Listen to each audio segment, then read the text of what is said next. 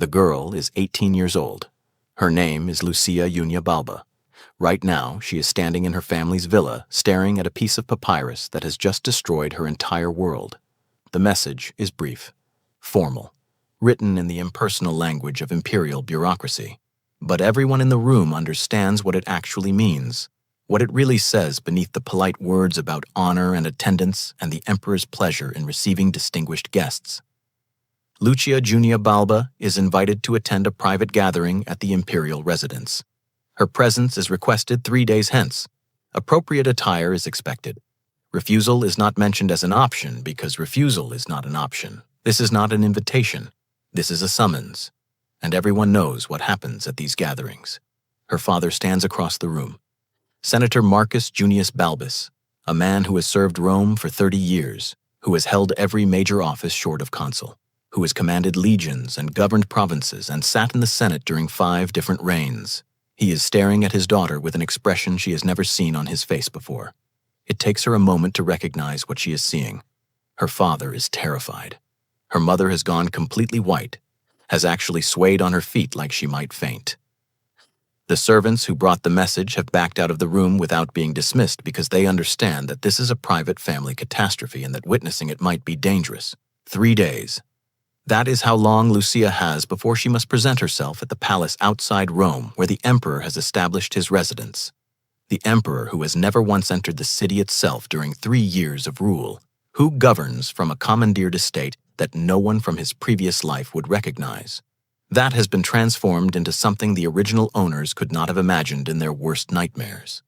3 days before Lucia must attend a gathering that survivors do not discuss, that families who receive their daughters back speak of only in whispers behind closed doors, that senators mention in coded language when they think no one is listening.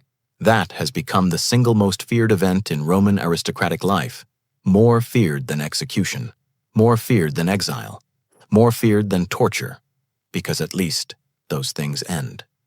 What happens at the emperor's gatherings does not end. It continues. It persists. It follows survivors for the rest of their shortened lives. Lucia knows this. Everyone knows this. In the 3 years since Maximinus Thrax seized power, the stories have spread through the senatorial class like infection. Stories about girls who attended gatherings. Stories about what they looked like when they came back. Stories about the sounds that carried from the private chambers. Stories about the special entertainment that the emperor reserves for daughters whose fathers have displeased him. And Lucia's father has displeased the emperor. 2 weeks ago, Senator Marcus Junius Balbus stood in the Senate and raised objections to a new round of property confiscations. Did not even object strongly. Simply noted that perhaps the seizures were proceeding too rapidly. That perhaps some families deserved hearings before losing estates their ancestors had held for centuries. That perhaps Rome should maintain at least the appearance of legal process even in times of military emergency. The words were mild. The tone was respectful. The senator carefully avoided any direct criticism of the emperor himself. But everyone in the chamber understood what was being said, and apparently someone reported it. Someone always reports it. The informant networks that Maximinus has established throughout the city are thorough. No senatorial conversation goes unobserved. No criticism goes unreported. No family is beyond reach. And now the summons has arrived. Lucia looks at her father, looks at her mother, looks at the papyrus that has just sentenced her to attend one of the most notorious events in the empire, and she understands with perfect clarity that her father's mild objection 2 weeks ago has condemned her to whatever happens at those gatherings, that his political courage has purchased her suffering, that in 3 days she will learn firsthand why survivors refuse to speak about what occurs in the emperor's private chambers. She is 18 years old. She has never been to the palace, has never seen the emperor except from a distance during public ceremonies, has lived a sheltered aristocratic life surrounded by books and music and gardens. Her parents had been planning her marriage, had been negotiating with several prominent families, had been discussing dowries and alliances and the future she would build with some senator's son who would value her education and her family connections. All of that is gone now. The families who were negotiating for her hand will withdraw. No one marries daughters who have attended the emperor's gatherings. Not because of any formal prohibition, but because everyone understands that these girls return changed, return damaged, return carrying something that makes normal life impossible. 3 days, 72 hours until Lucia must present herself at the palace gates wearing her finest silks and her father's gold jewelry and an expression that suggests she is honored by the invitation rather than paralyzed with terror. 72 hours until she learns what actually happens at the gatherings. 72 hours until she discovers what the special entertainment is. On the 3rd day, Lucia is dressed in her best stola, deep purple silk that cost her father more than most families earn in a year. Her hair is arranged in the elaborate style reserved for state occasions, each curl positioned precisely, each pin weighted with pearls. She wears the gold necklace her father gave her on her 16th birthday, the matching earrings her mother commissioned from the best jeweler in Rome. She looks like what she is supposed to be, a young woman of distinguished family attending an imperial function, an honor, a privilege, a mark of favor. She looks nothing like what she feels, which is a prisoner being transported to execution. The journey to the palace takes 2 hours. Her father insisted on accompanying her in the litter, rode beside her in silence because there is nothing to say. What words exist for this situation? What comfort can a father offer a daughter he is sending to horror because refusing the summons would destroy the entire family? Because the emperor's reach extends to everyone. Because protecting Lucia by defying the invitation would only result in soldiers arriving to take her by force along with her mother and her younger sisters and probably her father himself for execution. At least this way only Lucia suffers. At least the rest of the family survives. At least her younger sisters remain unknown to imperial attention. These are the calculations that aristocratic families make under Maximinus. These are the choices that empire has reduced them to. Sacrifice one daughter or lose everyone. Send the girl to the gathering or watch the entire family die. The palace appears through the trees. It had been a senator's estate before Maximinus seized it. A beautiful property with extensive gardens and elegant architecture and the kind of refined taste that comes from generations of wealth and education. The emperor has transformed it. The gardens are overgrown. The elegant architecture is obscured by new construction that looks military rather than residential. Walls have been built. Guard towers have been added. The whole complex now resembles a fortress more than a residence, a place designed not for comfort, but for control, for keeping people in rather than welcoming them. The litter stops at the main gate. Guards appear. Not Romans, barbarians from the northern frontiers. Giants by normal standards, though Lucia will soon learn they are small compared to their master. They check documents, verify identities. One of them looks at Lucia with an expression she cannot read. Pity, maybe, or anticipation, or simple indifference to what awaits her inside. Her father tries to enter with her, is stopped immediately. Only the invited may pass beyond this point. Lucia sees him arguing with the guards, sees him gesturing, sees him doing something she has never witnessed before, sees her father begging, pleading to be allowed to accompany his daughter, to at least see where she is being taken, to maintain some illusion that he has any control over what happens next. The guards refuse. Their orders are clear. The senator's daughter enters. The senator does not. No exceptions. No negotiations. No aristocratic privilege that matters against imperial command. Lucia watches her father's face as he realizes he cannot protect her, cannot follow her, cannot even know what happens to her beyond these gates. She sees something break in his expression, sees him age a decade in the span of seconds, sees him understand that he has failed at the most fundamental duty a father has, that his political objection has purchased his daughter's suffering, that whatever happens in the next hours will be his fault, and he will carry that knowledge until he dies. She wants to tell him it is not his fault, that he should not blame himself. That speaking truth in the Senate is what a senator is supposed to do, but the guards are already escorting her through the gate, already leading her down a path that winds through the overgrown gardens toward the main building, already taking her away from her father who stands at the entrance watching his daughter disappear and knowing he will never see the same girl again. Inside the palace, the transformation is complete. Whatever beauty this estate once possessed has been erased. The frescoes that decorated the walls have been covered with hangings that depict acts Lucia does not have words for. Bodies intertwined in ways that seem anatomically impossible. Faces expressing not pleasure, but agony. Scenes that look more like torture than anything else. The floors that once featured intricate mosaics are now stained with substances Lucia does not want to identify, The elegant furniture has been replaced with military camp chairs and rough tables. Everything refined has been removed. Everything brutal has been emphasized. The air is thick with incense that fails to mask other smells. Wine that has been spilled and not cleaned. Meat that has been left to decay. Sweat and fear and something animal. Something that makes Lucia's primitive hindbrain scream warnings her conscious mind is trying to ignore. She is led to a large marble hall that might once have been used for philosophical lectures or poetry readings. Now it serves a different purpose. Other girls are already here. Lucia counts them quickly. 11, including herself, that makes 12. All of them between 16 and 20 years old. All of them dressed in their finest clothing. All of them daughters of senators. All of them wearing expressions that range from confusion to barely concealed terror. They were collected over the past 3 days, summoned from their homes in groups of 3 or 4, transported here in covered litters, told nothing about what awaited them, told only that the emperor had requested their presence and that attendance was mandatory, and that their families' futures depended on their cooperation.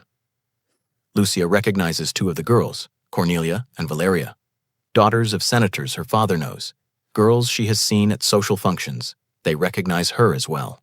Their eyes meet across the hall. No one speaks. What would they say? They all understand why they are here. They all know what gatherings like this mean. They have all heard the stories about what happens in the private chambers, about the special entertainment, about the girls who attend and return broken or do not return at all. Servants move through the hall. More barbarians. They carry amphorae of wine, platters loaded with meat, other items whose purposes Lucia cannot determine, but whose shapes make her stomach clench. They do not look at the girls, do not acknowledge them as people, move through the hall like the girls are furniture, decorations, supplies being arranged for some purpose that will become clear soon enough. From somewhere deeper in the palace comes music, drums beating rhythms that feel wrong, that hit at tempos designed to disorient rather than entertain, flutes playing melodies that create anxiety rather than pleasure. And beneath the music, other sounds. Sounds that Lucia tells herself must be something other than what they seem to be. Sounds that make 2 girls near the back of the group begin crying silently. That make another girl begin praying under her breath until a servant silences her with a look of such cold warning that she chokes on her own words. You are probably wondering what happens next. What Lucia and the other girls experience in the following hours. What the special entertainment actually is.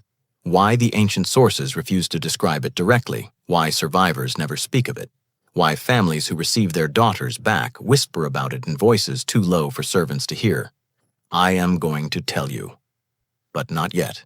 Because to understand what happened to Lucia, you need to understand who Maximinus was, where he came from, how a Thracian shepherd became emperor of Rome, and why his physical abnormality made him capable of cruelties that normal emperors could not have inflicted, even if they wanted to. So let me pause here while Lucia and the other girls wait in that marble hall, listening to the drums and the flutes and the other sounds that are getting louder. While they try not to look at each other because seeing the terror in other faces makes their own terror worse. While they count the minutes until something happens and dread what that something will be. Let me take you back to the frozen wastelands of Thrace where an abnormal child was born, back to the poverty and violence that shaped him, back to the moment when a peasant who spoke broken Latin looked at the Roman Empire and decided it belonged to him. This is the Emperor Gaius Julius Verus Maximinus, the man history calls Maximinus Thrax. Maximinus the Thracian, the first barbarian ever to rule Rome, the first soldier from the ranks ever to seize the purple through pure military violence, the first emperor to never set foot in Rome during his entire reign. And according to the ancient historians who documented his 3 years of absolute power, the most sexually depraved ruler in Roman history. You have never heard of him. You know Nero. The name is synonymous with imperial madness. You know Caligula. His cruelties have been documented in films and books for generations. You know Commodus, the emperor who fought in the arena and whose megalomania brought an end to the golden age of the Antonines. Their stories are taught in schools. Their names are cultural references. Their reigns are analyzed by historians who treat them as lessons in how power corrupts. But you do not know Maximinus. Despite the fact that he committed acts that made those infamous emperors seem restrained by comparison, despite the fact that the ancient sources describe his reign in language reserved for natural disasters and divine punishments, despite the fact that he transformed the imperial office into an instrument of personal predation on a scale that defied contemporary description and continues to defy modern explanation. Why? Why has this emperor been forgotten when lesser monsters are remembered? The answer reveals something about how history is written, about what gets preserved and what gets buried, about how scholarship protects itself from confronting human darkness that exceeds comfortable boundaries. Maximinus was not interesting to later historians in the ways they valued. He did not build monuments. He did not commission art. He did not write philosophy or reform law codes or expand the empire's borders significantly. He did not do any of the things that make emperors memorable to scholars who study politics and economics and military strategy. What he did do was hold gatherings. Private gatherings where daughters of senators were brought for entertainment. Gatherings that survivors could not speak about, gatherings that the sources describe in fragments and euphemisms because setting down the details explicitly seemed impossible. Gatherings where something called the special entertainment occurred. Something so far beyond acceptable cruelty that even Roman historians, men who documented torture and massacre with clinical precision, refused to record it directly. And historians do not know how to handle that. Do not have frameworks for analyzing emperors whose primary historical significance is sexual predation. Do not want to dedicate scholarship to documenting systematic abuse when there are safer topics available. So they mention Maximinus briefly. Note that he was cruel. Note that he persecuted the Senate. Note that he died violently.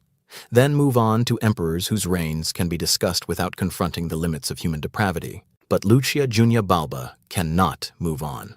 Neither can Cornelia or Valeria or the other 9 girls waiting in that marble hall. Neither can the dozens of other senatorial daughters who attended these gatherings during Maximinus's 3-year reign. They experienced what the historians refuse to document. They lived through what scholarship has buried. And if you watch this video until the end, you will discover exactly what that was. What the special entertainment actually involved, what Maximinus did to girls like Lucia, what his physical abnormality enabled, and why understanding it reveals more about absolute power and human darkness than any other story from Roman history. But first you need to understand the man himself, the giant who rose from nothing, the barbarian who conquered Rome without ever seeing it, the shepherd who became emperor and used that position to pursue appetites that his poverty had previously denied him. Here is what they never taught you about the Roman Empire. You learned about the Senate and the legions, about aqueducts and roads, about law codes that influenced Western civilization for 2,000 years. You learned about emperors as historical figures, political leaders, military commanders, administrators who managed an empire of 50 million people spread across 3 continents. But you never learned about the private gatherings, never discovered that some emperors used their power not just politically but intimately, that they held events where the daughters of political enemies were brought as entertainment, where aristocratic girls were summoned to demonstrate that no one was beyond imperial reach, where suffering was staged as spectacle, where power expressed itself through bodies rather than laws. You never learned this because scholarship does not know how to teach it, because academic language creates distance from horror, because focusing on political economy and military strategy and administrative reforms allows historians to avoid confronting emperors who weaponize sexual violence as an instrument of state terror. And you definitely never learned about Maximinus Thrax, about the gatherings he held, about what happened in the private chambers where witnesses reported sounds that defied explanation, about the special entertainment that sources reference repeatedly but refuse to describe, about why families hid their daughters when his emissaries arrived with invitations, about why survivors emerged so damaged that death within months or years became almost inevitable. Tonight, you will learn all of it.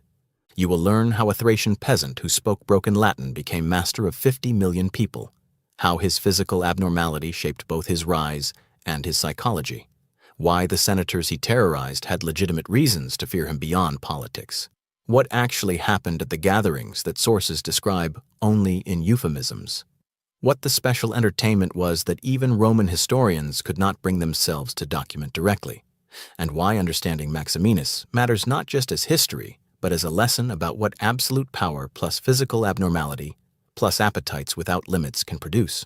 The reason this history has been buried will show you exactly how scholarship sanitizes what it cannot explain. How academic distance creates safety from uncomfortable truth. How empires hide their darkest practices by focusing attention on politically brutal emperors while ignoring those who combined political brutality with personal predation that exceeded description. Hit that like button if you want to know what really happened at the gatherings of Maximinus Thrax. Subscribe because what I reveal about Lucia and the special entertainment will fundamentally change how you understand Roman imperial power. Comment below where you are watching from because this story needs to be told, and I need to know it is reaching people who will remember what scholarship has tried to forget. Now let me take you back to the beginning, to the frozen wastelands of Thrace, where a giant was born who would shake the foundations of civilization itself. The ancient sources agree on almost nothing about Maximinus's early life except one fact. He was enormous. Not tall by modern standards, where 7 feet is rare but possible. Not large in the way that some men are simply bigger than average. Enormous in a way that suggested abnormality. That marked him as different from birth. That shaped every interaction he would ever have with other humans for the rest of his life. The Historia Augusta claims he stood 8 feet tall. The same source admits this seems impossible.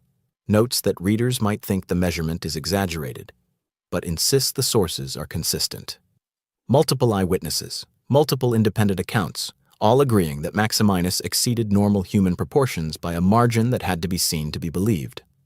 Modern scholars think he had gigantism, a tumor on the pituitary gland producing excessive growth hormone. It explains the height, explains the proportions that sources describe, explains the physical capabilities that seemed superhuman to contemporaries. It also explains certain details that the sources mention about his appearance. The heavy features, the prominent brow, the massive jaw, all characteristic of growth hormone excess. But medical diagnosis does not capture what it meant to be Maximinus. To live in a body that did not fit the world around it. To interact with people who responded to his size with instinctive fear regardless of his intentions. To discover that physical dominance created opportunities that normal humans could not access. To learn that size plus strength plus willingness to use both equaled power over others in ways that had nothing to do with rank or wealth or law. Maximinus was born around 173 AD in Thrace. The region is now split between Bulgaria, Greece, and Turkey. Then it was frontier territory, barely civilized by Roman standards, populated by tribes that Rome had conquered militarily but never fully integrated culturally. A place where Latin was a second language and Roman values were concepts imposed from outside rather than principles absorbed from within. His family were shepherds. Not metaphorically, literally shepherds. They tended flocks in the mountains, lived in poverty that even poor Romans would have found extreme, survived winters that killed weaker people, existed on the absolute margin of subsistence where one bad season meant starvation and where life was short and brutal and defined entirely by physical endurance. This is crucial to understand. Maximinus did not experience childhood as a protected period of growth and education. He experienced it as survival training, as preparation for a life where strength mattered and weakness meant death, where the only value that counted was the ability to endure more cold, more hunger, more violence than the next person, where compassion was a luxury that subsistence living could not afford. And he was enormous even as a child. The sources do not provide detailed chronology, but they mention that his size was apparent early, that he outgrew other children rapidly, that by adolescence he already exceeded adult proportions, that his family put him to work hauling loads and moving obstacles that would have required multiple normal men. Imagine what this does to a developing personality. You are larger than everyone around you, stronger than men twice your age, capable of things that others cannot do. And you live in a culture where strength is the primary virtue, where physical dominance is how status is determined, where the strong take and the weak submit, and there are no other values that matter. You learn certain lessons. You learn that your body is your most valuable asset, that your size creates fear in others, that fear can be converted into compliance, that people will give you things to avoid provoking you, that violence is not a last resort but a first option, that taking what you want is easier than negotiating for it, that no one stops you because no one can stop you. These are the lessons that shaped Maximinus, not Roman virtue, not civilization's refinements, not law or philosophy or any of the principles that aristocratic children absorbed from educated tutors. He learned shepherd's ethics. Strength rules. Weakness submits. Take what you want. No one will stop you unless they are stronger. Now imagine what happens when this person discovers the Roman military, when he learns that Rome values exactly what he has, that the empire runs on violence, and that men who excel at violence can rise to positions of power that shepherd sons should never reach, that the brutal lessons his childhood taught him are exactly what Rome needs on its frontiers, that his abnormality is not a curse, but an advantage. This is when Maximinus becomes dangerous. Maximinus joined the Roman military around age 20. The exact date is uncertain, the sources disagree. But everyone agrees he was noticed immediately. You cannot miss a recruit who stands 8 feet tall, who can lift things that require multiple men to move, who fights with strength that seems supernatural. The story goes that the Emperor Septimius Severus saw him competing in athletic games, watched him defeat opponent after opponent, was so impressed that he summoned Maximinus to the imperial presence and offered him immediate enrollment in the imperial guard, unprecedented promotion for a barbarian recruit with no experience and no connections. Whether this story is true does not matter. What matters is that it could be true, that Maximinus's physical capabilities were so extraordinary that immediate promotion to elite units was plausible, that normal rules did not apply to someone built like him, that the Roman military was willing to overlook his background and his broken Latin and his complete lack of civilization because he could do things on the battlefield that normal soldiers could not do. Let me take you inside the Roman legionary system that transformed this Thracian shepherd into the emperor who would terrorize Rome. Let me show you what 30 years of military service actually meant, what it did to a person, how it shaped psychology, how it created the appetites and attitudes that would later manifest in the gatherings. The Roman military was not an honorable profession in the modern sense. It was not about defending freedom or protecting civilians or maintaining peace. It was a machine for conquest and occupation, an apparatus designed to expand Rome's territory and maintain control over populations that did not want to be controlled.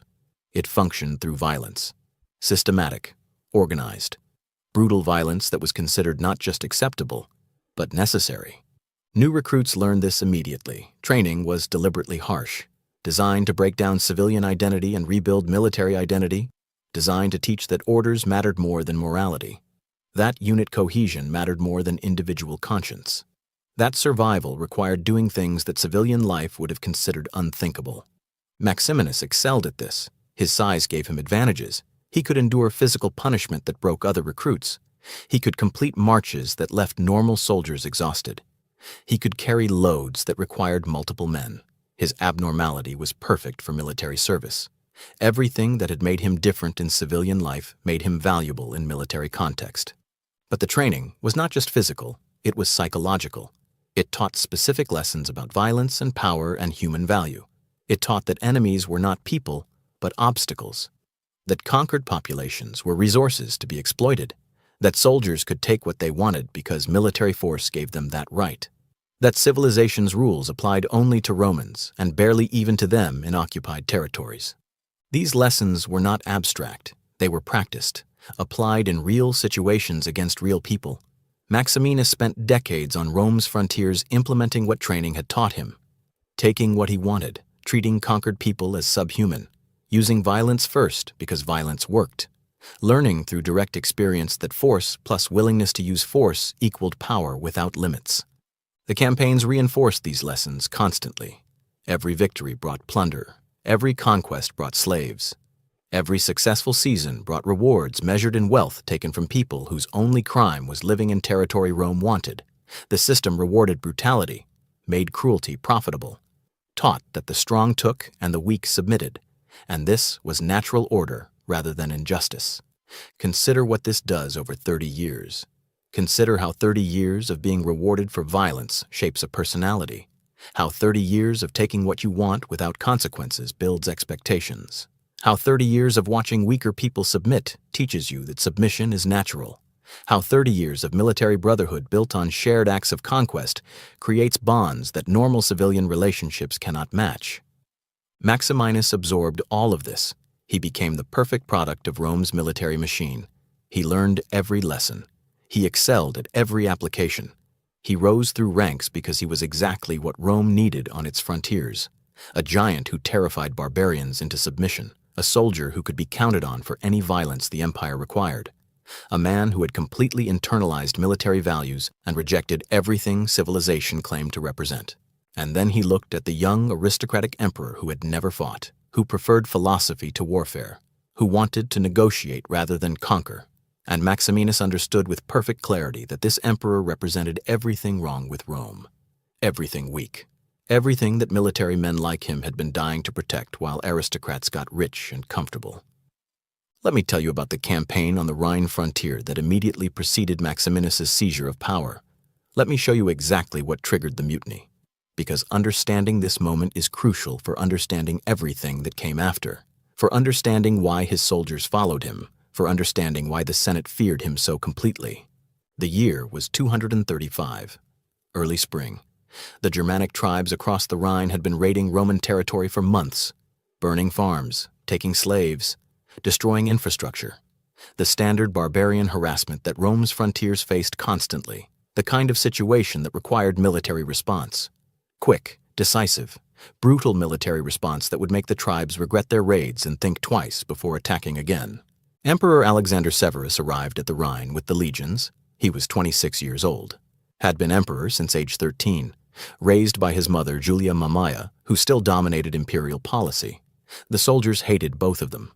Alexander because he seemed soft, interested in books and philosophy rather than warfare. Julia Mamaea because she was a woman exercising power that soldiers believed belonged only to men. The legions wanted war, wanted to cross the Rhine and punish the tribes, wanted plunder and glory and the satisfaction of brutal victory. This was what they had marched hundreds of miles to achieve. This was what military service was supposed to provide.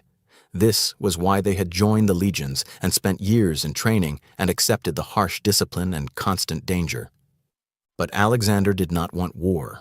He wanted negotiation. He wanted to pay the tribes to stop raiding, wanted to purchase peace rather than winning it through force. His mother had convinced him this was wiser strategy, cheaper in lives and gold, more civilized, more appropriate for an emperor who valued philosophy over violence. The soldiers learned about this decision through rumor, through whispers in camps, through the information networks that military units always develop.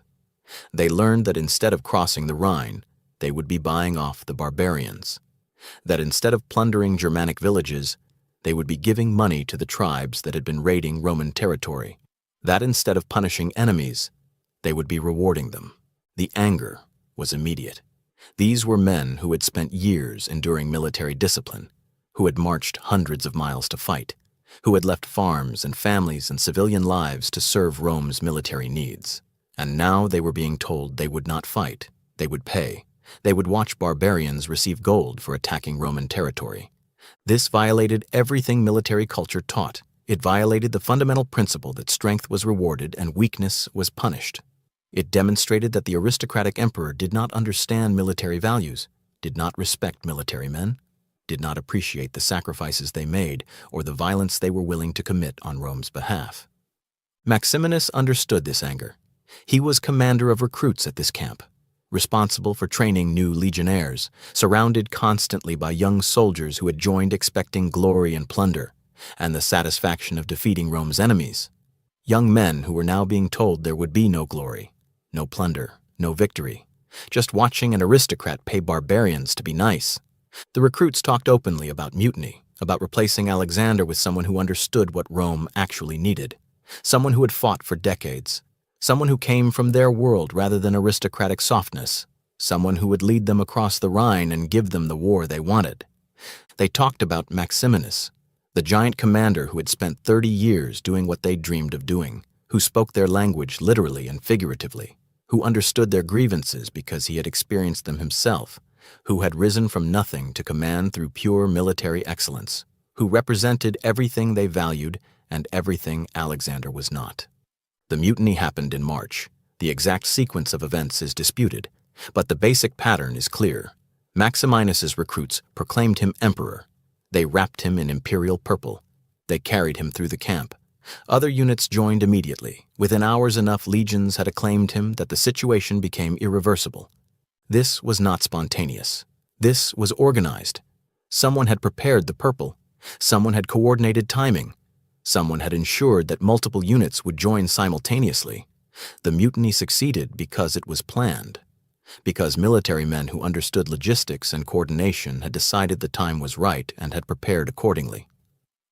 Alexander Severus tried to flee, tried to escape the camp, tried to reach safety somewhere. He failed. The soldiers found him in his tent with his mother. Both were killed quickly, stabbed by multiple soldiers. Their bodies were dragged through the camp so everyone could see, so everyone could understand that the aristocratic era was over, that military men were in charge now, that emperors who disrespected soldiers would die. This is the context for everything that followed.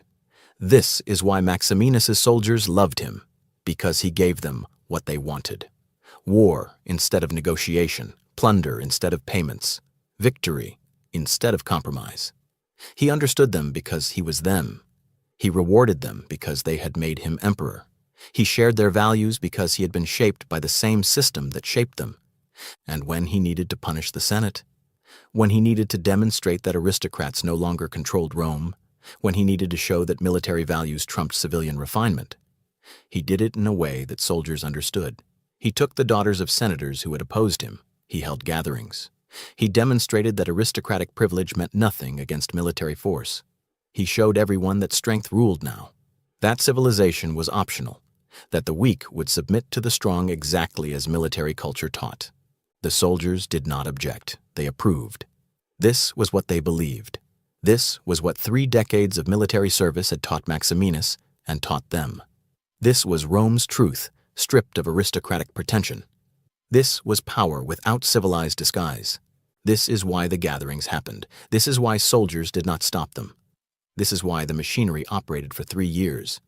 Because the military men who controlled Rome under Maximinus believed that taking senatorial daughters was appropriate, was demonstrating natural order, was showing civilians what military force actually meant. Now do you understand?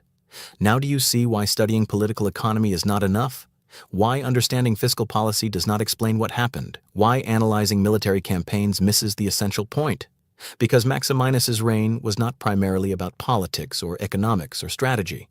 It was about military culture's values being imposed on civilian society without restraint. It was about what happens when men shaped by 30 years of systematic violence get absolute power. It was about appetites and attitudes that military service created being expressed through imperial authority without limits. This is what conquered Lucia. Not just an individual emperor, an entire system, an entire culture, an entire set of values that had been building for centuries and that finally got complete expression through one giant whose physical abnormality made him capable of cruelties that normal emperors could not commit even if they wanted to. Now let me show you more about how Maximinus transformed that confiscated estate into the apparatus for breaking senatorial daughters. Because understanding the physical space is crucial for understanding how the gatherings functioned, how the machinery worked, how systematic abuse was organized at industrial scale. The estate covered approximately 50 acres, large by Roman standards, with main residential complex, multiple outbuildings, extensive gardens, private bathhouse, small amphitheater for private performances, a complete aristocratic world, self-contained, self-sufficient, designed for the peaceful enjoyment of wealth and status. Maximinus kept the walls, enhanced them actually, raised them higher, reinforced them, added guard towers at intervals. The walls served multiple purposes: privacy, security, control. They prevented anyone outside from seeing in. They prevented anyone inside from being seen. They created a space that was separate from Rome. That operated under different rules. That was imperial territory in the most complete sense. The gates were redesigned. Only one entrance remained functional. The others were sealed. This created a bottleneck. Everyone who entered did so through a single checkpoint, where guards could verify identities, could search belongings, could control who entered and who left, could maintain complete records of everyone who passed through. These records exist. Fragments, anyway. Archaeological excavations have recovered administrative documents from this period, lists of names, dates, times, the bureaucratic apparatus of the gatherings. Someone was keeping track. Someone was maintaining files. Someone was documenting who attended and when and for how long. The gatherings were not just organized, they were administered, recorded, made part of the official machinery of imperial power. The gardens were deliberately neglected, let them overgrow, let paths become impassable. Let cultivated spaces revert to wilderness. This served multiple purposes, created visual barriers, made it harder to see the main building from the perimeter, made it harder for anyone inside to navigate without guides.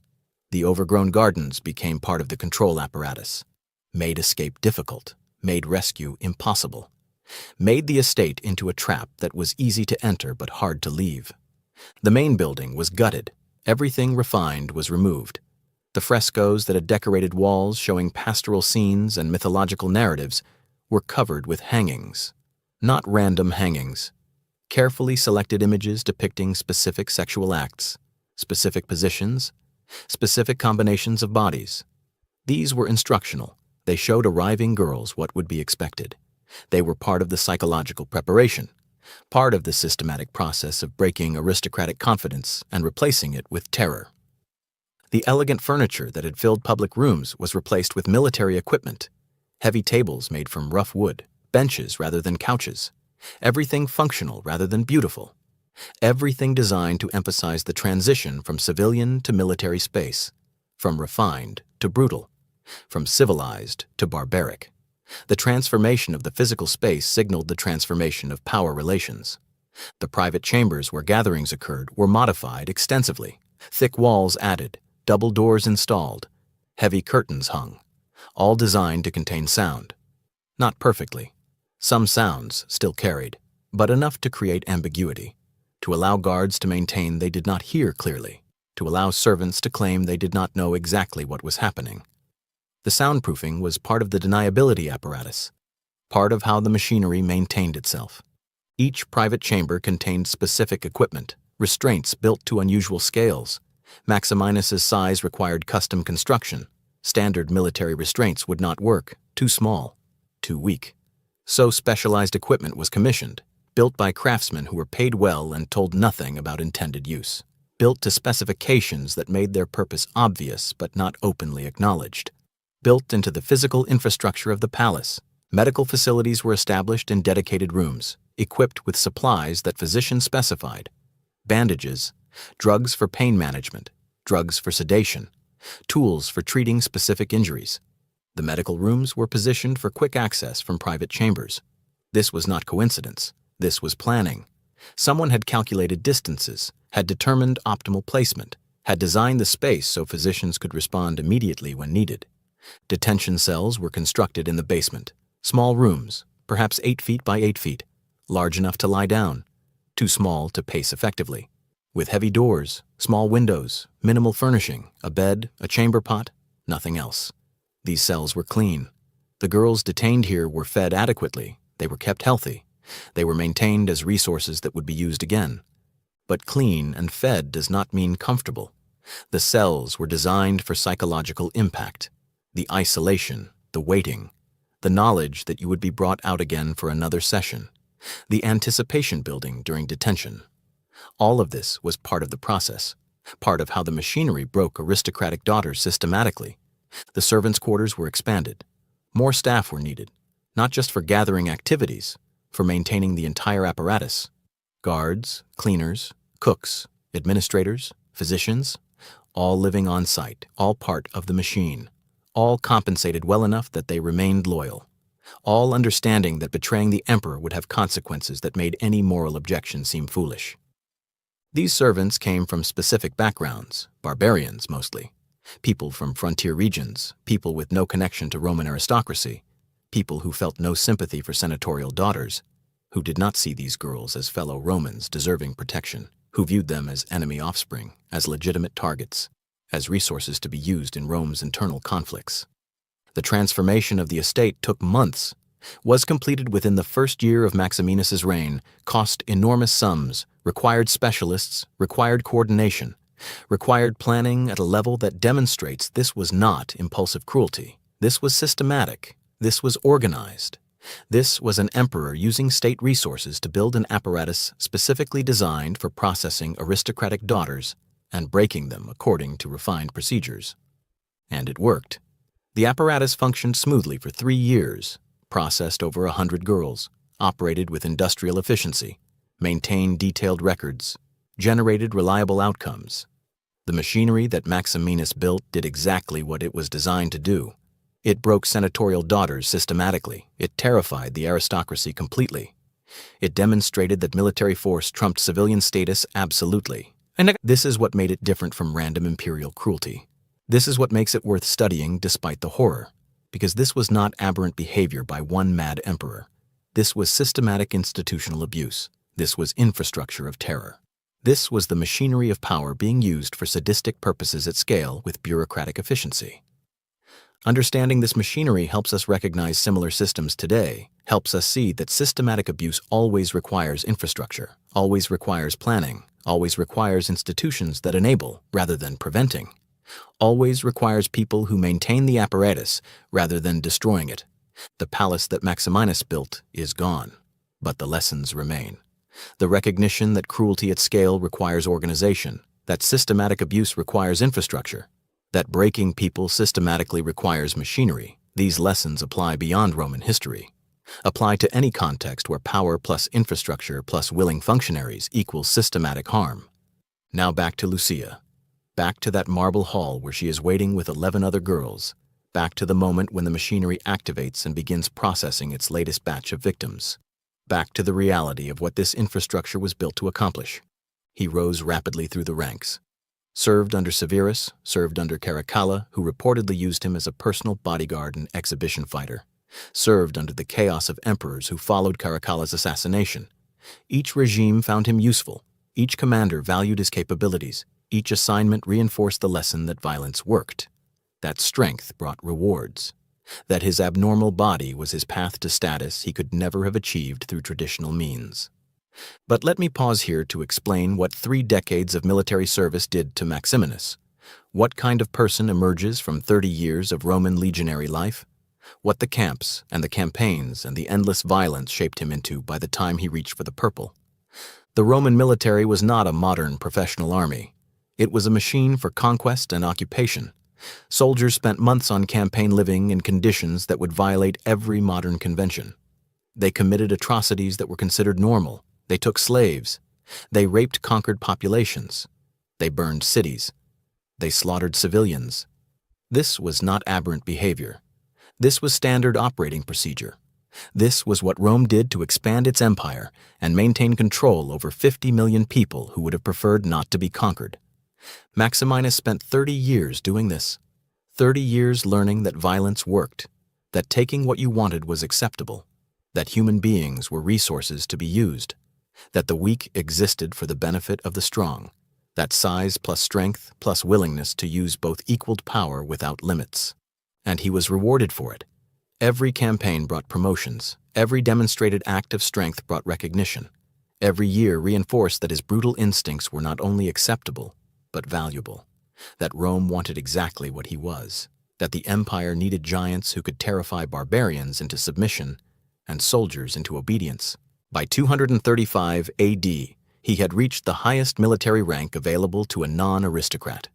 Commander of recruits, responsible for training new legionnaires from the frontier provinces, posted to the Rhine to prepare barbarian levies for upcoming campaigns. He was approximately 62 years old. He had spent more time in military camps than most soldiers spend alive. He had killed more people than anyone still living could count. He had committed acts that would be called war crimes in any modern context, but that were simply called military service in his. And then he looked at the young emperor who had never fought a battle, who preferred negotiating with barbarians to fighting them, who was dominated by his mother. And Maximinus decided the throne belonged to someone who understood what Rome actually was, what empire actually required, what power actually meant. In March of 235, his recruits proclaimed him emperor. They wrapped him in imperial purple, carried him through the camp. Other units joined, then more. Within hours, enough legions had acclaimed him that the situation became irreversible. The previous emperor, Alexander Severus, was found hiding in his tent with his mother. Both were killed, stabbed repeatedly, their bodies dragged through the camp and mutilated by soldiers who had spent months resenting aristocratic leadership. Maximinus did not order this, but he did not stop it either. He understood that violence was necessary, that soldiers needed to commit themselves through shared guilt, that emperors who showed mercy to predecessors often found those predecessors suddenly alive and leading rival factions. He was emperor, the first barbarian ever to rule Rome, the first soldier from the ranks to seize power through pure military force, the first giant to sit on the throne. And he had appetites. Appetites that poverty had denied him for 62 years. Appetites that military service had shaped and refined and amplified. Appetites that his enormous body created. Appetites that 3 decades of violence had taught him were acceptable to pursue. Now he had the power to pursue them. Now he controlled an empire. Now no one could tell him no. Now the daughters of senators who would never have acknowledged his existence could be summoned to his presence. Now the aristocratic families who considered him barbarian scum had to send their girls when invitations arrived. Now the gatherings could begin. The Roman Senate had ruled for centuries, not always well, often corruptly, but they had been the permanent government beneath the changing emperors, the institutional memory, the continuity that survived individual reigns, the class that understood governance as something more than military force. They hated Maximinus immediately. He was everything they despised: barbarian, uneducated, speaking Latin with an accent that marked him as frontier trash, unable to read or write beyond basic military documents, completely lacking the cultural sophistication that Roman aristocrats considered the mark of civilization. He was a peasant, a soldier, a brute who had seized power through violence and who would rule through violence because he knew nothing else. But what really terrified them was not his lack of refinement.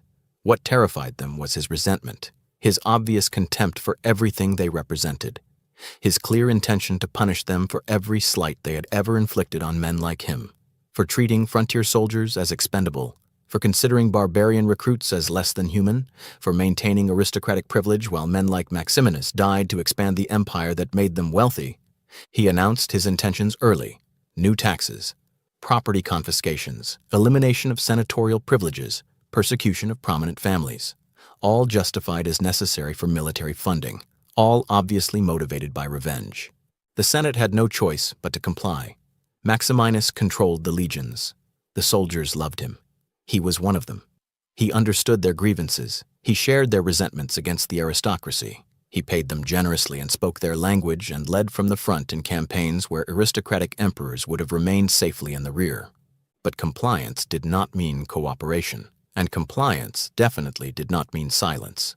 Senators grumbled. They objected in careful language. They noted concerns about process and precedent. They tried to maintain some semblance of institutional authority, even as that authority was being systematically destroyed. Maximinus heard every objection. His informant network was thorough. Servants reported conversations. Freedmen testified against former masters. The apparatus of denunciation that he established ensured that no senatorial criticism went unnoticed. And then the summonses began. Not arrests, not executions. Something worse. Invitations to gatherings at the imperial residence, addressed not to the senators themselves, but to their daughters. Polite language about the honor of attending. Clear implications that refusal would have consequences. No explanation of what the gatherings involved, but everyone knew. The stories spread rapidly. Survivors emerged changed. Families tried to hide their girls. It did not work. The emperor's reach extended everywhere. This was brilliant strategy. Brilliant in its cruelty.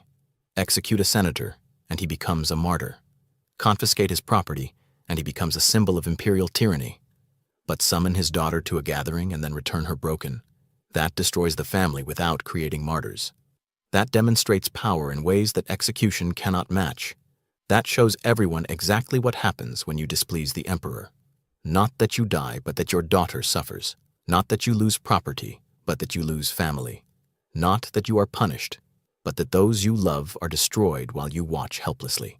The Senate learned to be very careful, learned to moderate objections, learned to phrase concerns in the most obsequious language possible, learned that speaking truth had costs they could not afford. But some senators could not stay silent, could not watch the empire they loved being destroyed by a barbarian brute, could not accept that their class no longer mattered.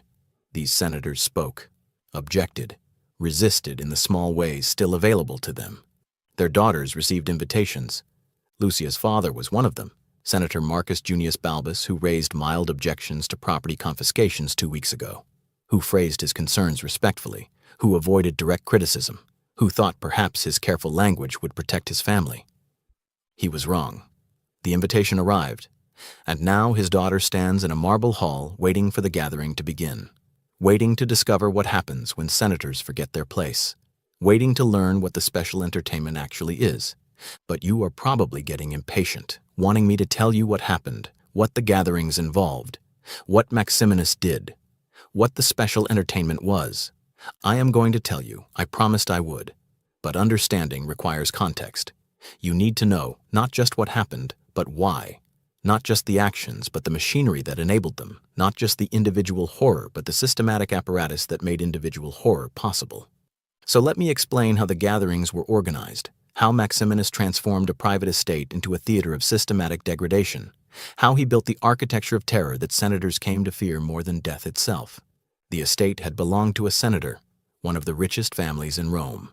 Owners for 3 generations, a beautiful property with gardens designed by Greek architects and marble imported from Egypt and frescoes painted by the most expensive artists in the empire. A place that represented everything Roman civilization considered valuable. Refinement, taste, cultural sophistication, the peaceful enjoyment of wealth that came from empire. Maximinus confiscated it in his first month as emperor. The senator was arrested on charges of conspiracy.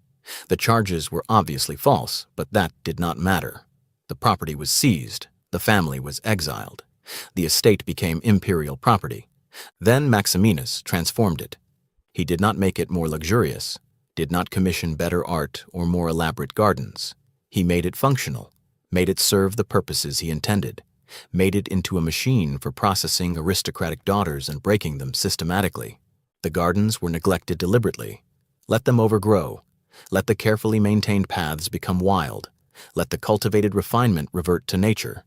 This served a purpose, made the estate less visible from outside, created privacy, made it harder for anyone passing by to see what occurred within. Walls were built, high walls, military-grade fortifications, with guard towers manned by barbarian soldiers who owed loyalty to Maximinus personally, who would not gossip about what they witnessed, who came from cultures where the treatment of conquered women was considered normal, who saw nothing wrong with what happened inside.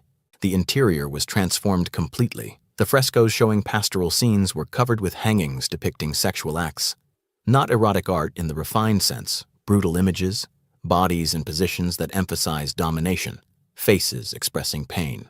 Scenes designed to create anxiety rather than pleasure, designed to signal to arriving girls exactly what kind of space they had entered. The elegant furniture was removed, replaced with military camp equipment, heavy tables, rough chairs, couches that were functional rather than beautiful. Everything refined was stripped away. Everything brutal was emphasized. The transformation made a statement. Civilization is gone. Strength rules now. Refinement is weakness. Beauty is irrelevant. Only power matters. The private chambers where the gatherings occurred were redesigned with specific purposes. Soundproofing, thick walls, and heavy doors that muffled what happened inside. Not completely. Some sounds still carried, but enough to create deniability, to allow servants to pretend they did not hear, to allow guards to maintain that they did not know. Medical facilities, a room set aside for physicians, because injuries were frequent, because Maximinus's size created damage that required treatment, because some girls needed immediate intervention or they would not survive. The physicians were part of the apparatus, complicit in maintaining the machinery, treating injuries without asking how they occurred, preserving lives so suffering could continue. Detention cells, small rooms where girls could be held between gatherings, because sometimes Maximinus wanted to space out his entertainment, wanted to create anticipation, wanted to let fear build before the next session. The cells were clean. The girls were fed adequately. They were kept healthy. They were maintained as resources that would be used again. Everything was designed. Everything served a purpose. This was not random cruelty. This was systematic. This was organized. This was an apparatus built specifically to process senatorial daughters and break them according to procedures that Maximinus had refined over 3 years of practice. The servants who ran this apparatus were carefully selected, barbarians mostly, people with no connection to Roman aristocracy, who felt no sympathy for the daughters of the families that had considered them subhuman. who did not see girls like Lucia as people deserving protection, who viewed them as the enemy's children, who treated them accordingly. These servants organized everything. They received the invitations, verified the girls' identities when they arrived, escorted them to the marble hall, prepared the private chambers, arranged the entertainment, cleaned up afterward, transported girls to detention or to physicians or to the gates for return to their families. They were professionals. They executed their duties efficiently. They did not question. They did not interfere. They were part of the machine. And at the center of it all was Maximinus, the giant who had built this apparatus to pursue appetites that poverty had denied him for 62 years, who used his position to demonstrate that senators' daughters were no different from camp followers, who staged gatherings designed not just for personal gratification but for political terror, who understood that breaking aristocratic girls was more effective than executing aristocratic men. Now let me tell you about the gatherings themselves, about what happened when girls like Lucia arrived, about the progression from arrival to entertainment, about the systematic escalation that Maximinus had refined into a procedure. When the 12 girls have assembled in the marble hall, the servants bring wine. Not ordinary wine, wine that has been prepared, mixed with substances that lower inhibitions, that make resistance harder, that create confusion and dissociation. The girls do not know this. They are told the wine is customary, that refusing would be insulting, that the emperor expects them to drink. Most drink. Some refuse. The refusals are noted but not forced. Not yet. There will be time for forcing later. Music begins. The drums and flutes that Lucia heard from outside, they play for perhaps 30 minutes, deliberately disorienting rhythms, melodies that create anxiety rather than pleasure. The sounds are part of the process. They prevent conversation. They make thinking difficult. They create sensory overload that makes resistance harder. Then Maximinus arrives. You have to understand what this moment is like. You are 18 years old. You have spent your life in protected aristocratic spaces. You have never seen violence up close. You have never been in danger. Your world has been gardens and books and music and the careful rituals of Roman upper-class life. And then a door opens, and something that cannot be human enters the room. 8 feet tall, 500 pounds of muscle and bone and flesh that should not exist, shoulders wider than some doorways, hands that could encircle your waist, a face that looks carved from stone, eyes that contain something you have never seen before, not cruelty exactly, not sadism in the theatrical sense, something worse, something that looks at you and sees not a person, but a resource, something consumable, something to be used. Every girl in the room experiences the same instinct: run, scream, flee. Get away from this thing that is walking toward you. The primitive hindbrain that evolution designed to detect predators is screaming warnings that override conscious thought. But there is nowhere to run. The doors are guarded. The windows are barred. The estate is surrounded by walls and soldiers. And even if you could run, where would you go? You are miles from Rome. You are in imperial property. You are here because the emperor summoned you, and refusal was not an option. Running now would only make things worse, for you and for your entire family. So you stand there, frozen, watching the giant approach, hoping that maybe the stories are exaggerated. Maybe it will not be as bad as you heard. Maybe you will survive this gathering intact and return home and never speak of it and move on with your life. You are hoping for a mercy that does not exist. Maximinus walks slowly through the hall. He looks at each girl individually, studies them, evaluates them. He is deciding which ones to use tonight, which ones to save for future gatherings, which ones to make examples of, which ones to break completely and which ones to break partially so they can return home and serve as warnings. He stops in front of Lucia, reaches down, touches her jaw with surprising gentleness, tilts her head up so she is forced to look directly into eyes that contain nothing she recognizes as human. "This one," he says. His voice is deep enough that she feels it in her chest. His accent marks him as barbarian. His words are simple, direct. "This one will do for the special entertainment tonight." Lucia does not understand. Not yet.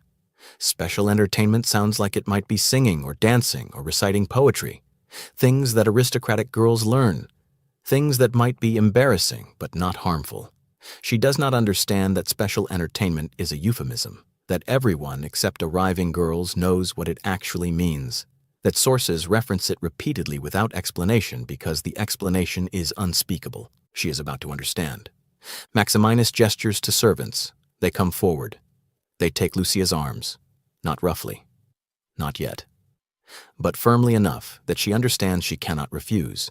They lead her toward one of the doors at the back of the hall, the door that leads to the private chambers, the door beyond which the sounds have been coming from.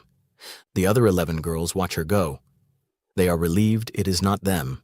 They are terrified for her. They understand that what happens to Lucia is a preview, that their turn will come, that before this night is over they will all pass through that door, that what they are about to witness is designed to maximize their terror for when their own turn arrives. This is part of the design, making girls watch, making them anticipate, building fear through observation before fear through experience. Maximinus has refined this, has learned that watching others suffer amplifies your own suffering when your turn comes, has discovered that anticipatory terror is almost as valuable as actual terror, has built the progression deliberately to extract maximum psychological damage from each gathering. The servants escort Lucia through the door. It closes behind her. The remaining girls can hear sounds, music still playing but different now, louder, more aggressive, and other sounds beneath the music, sounds that might be voices, might be something else, sounds that make interpretation impossible but make imagination inevitable. You want to know what happens next, what happened to Lucia beyond that door, what the special entertainment actually was. I will tell you, but not yet, because there is more context you need, more about Maximinus himself, more about the physical reality that made him capable of things normal emperors could not do, more about how his body created possibilities for cruelty that exceeded anything in Roman history. Let me tell you about Maximinus's physicality, about what sources report regarding his size and strength and appetites, about why his abnormality matters for understanding what happened in those private chambers. The ancient sources obsess over Maximinus's physical dimensions. They return to the subject repeatedly. They note details that seem designed to establish his abnormality beyond any doubt. These are not casual observations. These are deliberate attempts to convey something that exceeded normal human proportions. The Historia Augusta claims he stood 8 feet tall. The same source admits this seems impossible, but insists multiple witnesses confirm it. Modern scholars note that 8 Roman feet would be approximately 7 feet 6 inches by modern measurement. Still extraordinary. Still well beyond normal human height, especially for the 3rd century when average male height was perhaps 5 feet 6 inches. Maximinus exceeded the average by 2 full feet. He was not just tall, he was a giant. The sources describe his proportions. His arm span was reportedly equal to his height. His hands could wrap entirely around a man's head. His feet required custom boots because normal military equipment did not fit him. His armor had to be specially manufactured because standard pieces were far too small.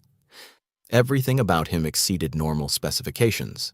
His strength was legendary even by Roman military standards.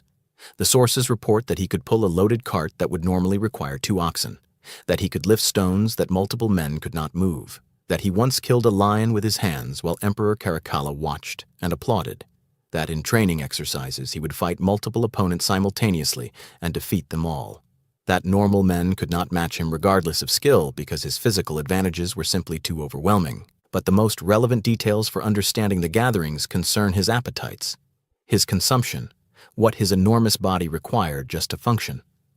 The sources are consistent about this. They describe eating and drinking that seemed impossible, but that made sense given his size. He reportedly ate 40 pounds of meat per day. This seems exaggerated, but consider the mathematics. An 8-foot-tall man weighing 500 pounds has a basal metabolic rate far exceeding normal humans. Simply maintaining that mass requires enormous calorie intake. And Maximinus was not sedentary. He trained constantly, fought campaigns, remained physically active into his 60s. His energy requirements would have been astronomical. 40 pounds of meat per day is probably not exaggerated. It might have been accurate. He reportedly drank 7 gallons of wine per day. Again, this seems impossible. But again, his body was impossible. A normal human would die from that much alcohol. But Maximinus's liver was processing alcohol at volumes that would kill normal people. His tolerance was built over decades. His consumption was not recreational. It was medicinal. Self-medication for pain that is abnormality created. Growth hormone excess causes joint pain, headaches, fatigue. Alcohol helped him function, helped him maintain the performance that his position required. Now consider what these appetites meant for the gatherings, for what happened in the private chambers, for what he did to girls like Lucia. His size made violence that would injure normal victims potentially lethal for smaller victims. A man of normal proportions can assault without necessarily causing fatal damage. Maximinus, at 8 feet tall and 500 pounds, could not. His scale meant that his actions created injuries that required immediate medical intervention or victims would die. This is why the palace had medical facilities, why physicians were part of the apparatus, why treatment was available immediately after sessions. His strength made resistance impossible. A normal man can be fought, can be delayed, can be physically opposed even if opposition ultimately fails. Maximinus could not be opposed at all. His grip could crush bones, his weight could suffocate, his strength could overpower any resistance before it began. Girls who tried to fight back were not subdued. They were broken. Literally broken. Bones fractured, joints dislocated, bodies damaged in ways that never fully healed. His appetites meant that individual victims could not satisfy him. What would exhaust a normal man barely registered for Maximinus. His consumption of food and wine operated on scales that normal humans could not match. His other appetites operated similarly. One girl per gathering was not enough. Multiple girls were required. Sessions lasted hours because his endurance exceeded theirs by orders of magnitude. The gatherings processed girls systematically because single victims could not survive what he demanded. This is crucial for understanding what happened to Lucia and the others. This is why the sources struggled to describe it. This is why survivors emerged so damaged. This is why medical intervention was necessary. This is why the gatherings became legendary for their cruelty. Not because Maximinus was uniquely sadistic, but because his body made ordinary sadism lethal. Because his physical abnormality created a capacity for harm that normal humans did not possess. Because 8 feet tall and 500 pounds plus absolute power plus appetites shaped by 30 years of military violence equaled something that Rome had never seen before and hoped never to see again. Now I can tell you what happened in those private chambers, what the special entertainment actually was, what Lucia experienced beyond that door, what sources reference repeatedly but refused to describe, what survivors could not speak about, what families whispered about behind closed doors. But first hit that like button. Subscribe to this channel, because what I am about to reveal is information that scholarship has buried for 17 centuries. Information that you will not find in textbooks. Information that historians mention only in passing because confronting it directly requires examining human darkness that most people prefer not to know exists. Comment below if you think you can handle what comes next, because I am about to tell you exactly what Maximinus did, exactly what the special entertainment involved, exactly why survivors emerged broken beyond repair, and exactly why understanding it matters for comprehending what absolute power without moral limits can produce. The private chambers were larger than the marble hall. They needed to be, because the special entertainment required space, required room for equipment, required enough area that multiple people could witness while maintaining distance from what occurred at the center. When Lucia is brought through the door, she sees the other girls positioned around the perimeter, the 11 who were left in the hall. They have been brought in through different entrances, arranged so they face the center of the room, guarded by servants who will ensure they watch, who will prevent them from looking away, who will make certain they witness everything that happens. At the center of the room is Maximinus. He has removed his toga. He stands in simple tunic. His size is even more apparent without the draping fabric. He looks less like a man and more like a statue. Something carved rather than born. Something that should not move but does. And around him is equipment, devices whose purposes Lucia does not immediately understand, restraints built to scales that suggest they are meant for livestock rather than people, tables constructed with unusual dimensions, implements that might be medical instruments or might be something else. The accumulated apparatus of 3 years of gatherings. The tools that Maximinus has collected and refined for producing the specific effects he desires. Lucia is brought to the center. The servants begin explaining what will happen. They speak calmly, clinically, like they are describing a medical procedure rather than torture. They tell her that resistance will make things worse, that cooperation might limit damage, that physicians are available, that she will survive if she does what they instruct. This is when Lucia understands, when the reality of her situation becomes undeniable, when she realizes that special entertainment is not a euphemism for something mild. It is a euphemism for something so severe that direct description seems impossible. She tries to resist, tries to pull away from the servants, tries to run, tries to scream. The servants restrain her easily. They have done this many times. They know how girls react. They know the progression from denial to panic to desperate bargaining to final submission. They do not hurt her, not yet. That is not their role. They simply contain her, control her, prepare her for what Maximinus will do. And then the entertainment begins. I am not going to describe the specific acts, not because of platform restrictions, though those apply, but because the specific details are less important than understanding the systematic nature of what occurred, the organized cruelty, the refined procedures, the apparatus designed to produce maximum suffering while maintaining survival. What I can tell you is this. The special entertainment exploited Maximinus's size deliberately, used his physical abnormality as an instrument of destruction, created damage that normal-sized emperors could not have inflicted, made his body into a weapon that exceeded anything else available to him. The physical mechanics were simple. Force plus mass plus abnormal proportions equals injury. Inevitable injury. Injury that required immediate medical intervention or victims died. The special entertainment involved the other girls watching. That was not incidental. That was the core of the design. Make them witness what will happen to them. Make them anticipate their turn. Make them experience the psychological torment of waiting while watching someone else suffer what they will soon suffer. Make the fear build until their own experience becomes almost redundant because the anticipatory terror has already accomplished most of the psychological destruction. The special entertainment lasted hours, not because Maximinus required hours, but because the entertainment was designed for maximum psychological impact, drawn out, with pauses for anticipation, with escalations at calculated intervals, with recoveries that suggested it might be ending followed by resumptions that demonstrated it was not ending. Structured like theater, like performance, like spectacle designed to be remembered rather than completed. The special entertainment required physicians. They intervened multiple times during Lucia's session, stopped bleeding, stabilized injuries, provided enough treatment that she did not die, did not prevent suffering, simply prevented death, maintained the victim as usable resource, enabled the entertainment to continue beyond points where without medical intervention it would have become fatal. The special entertainment produced specific injuries. The sources mention these. Girls returned with damage that physicians could not explain to families, internal injuries that suggested impossible mechanics, fractures that required deliberate force to create, trauma that went beyond what sexual violence normally produces, trauma that indicated Maximinus's size had created effects that normal humans could not replicate. The special entertainment broke Lucia completely, not physically, though physical damage was severe. Psychologically. By the time it ended, she had dissociated, had gone somewhere inside herself that was unreachable, had retreated from a reality that exceeded what human consciousness could process and remain functional.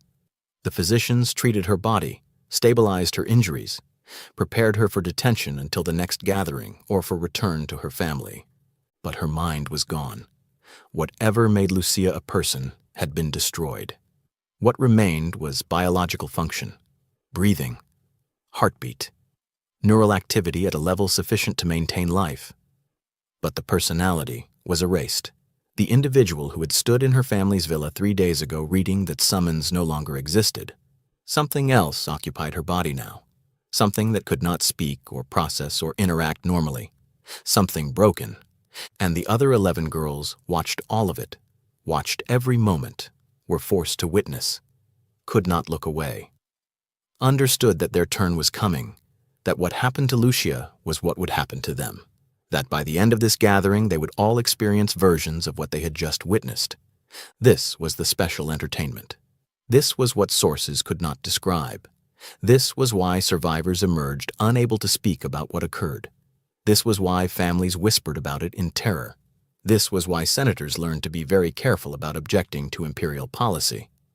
You are probably wondering how I know this, how I can describe what sources refuse to document, how I can specify details that ancient historians only reference in euphemisms. The answer is that the sources actually tell us if you know how to read them. They describe the machinery, they mention the physicians. They note the injuries. They reference multiple victims per gathering. They specify that witnesses were required. They detail the aftermath. They record survivor testimony. The information is there. It is simply distributed across multiple texts, written in language designed to avoid explicit description, buried in footnotes that scholars prefer not to examine. But if you compile all the fragments, if you analyze the euphemisms, if you understand what unspeakable violations means in Roman context, if you do the mathematics on what 8 feet tall and 500 pounds means mechanically, if you map the evidence systematically, then the picture becomes clear. Then you understand what happened. Then you know why this history has been buried. Then you comprehend why scholarship prefers to focus on political economy rather than confronting what Maximinus actually did. Now you know what happened to Lucia, what the special entertainment actually was, what she experienced in those hours beyond the door, what the other girls witnessed and then experienced themselves, what survivors carried for the rest of their shortened lives. But this is only part of the story, because Lucia's experience was not unique, because dozens of senatorial daughters attended these gatherings during Maximinus's 3-year reign, because the apparatus operated systematically, because this was not aberrant cruelty, but organized policy.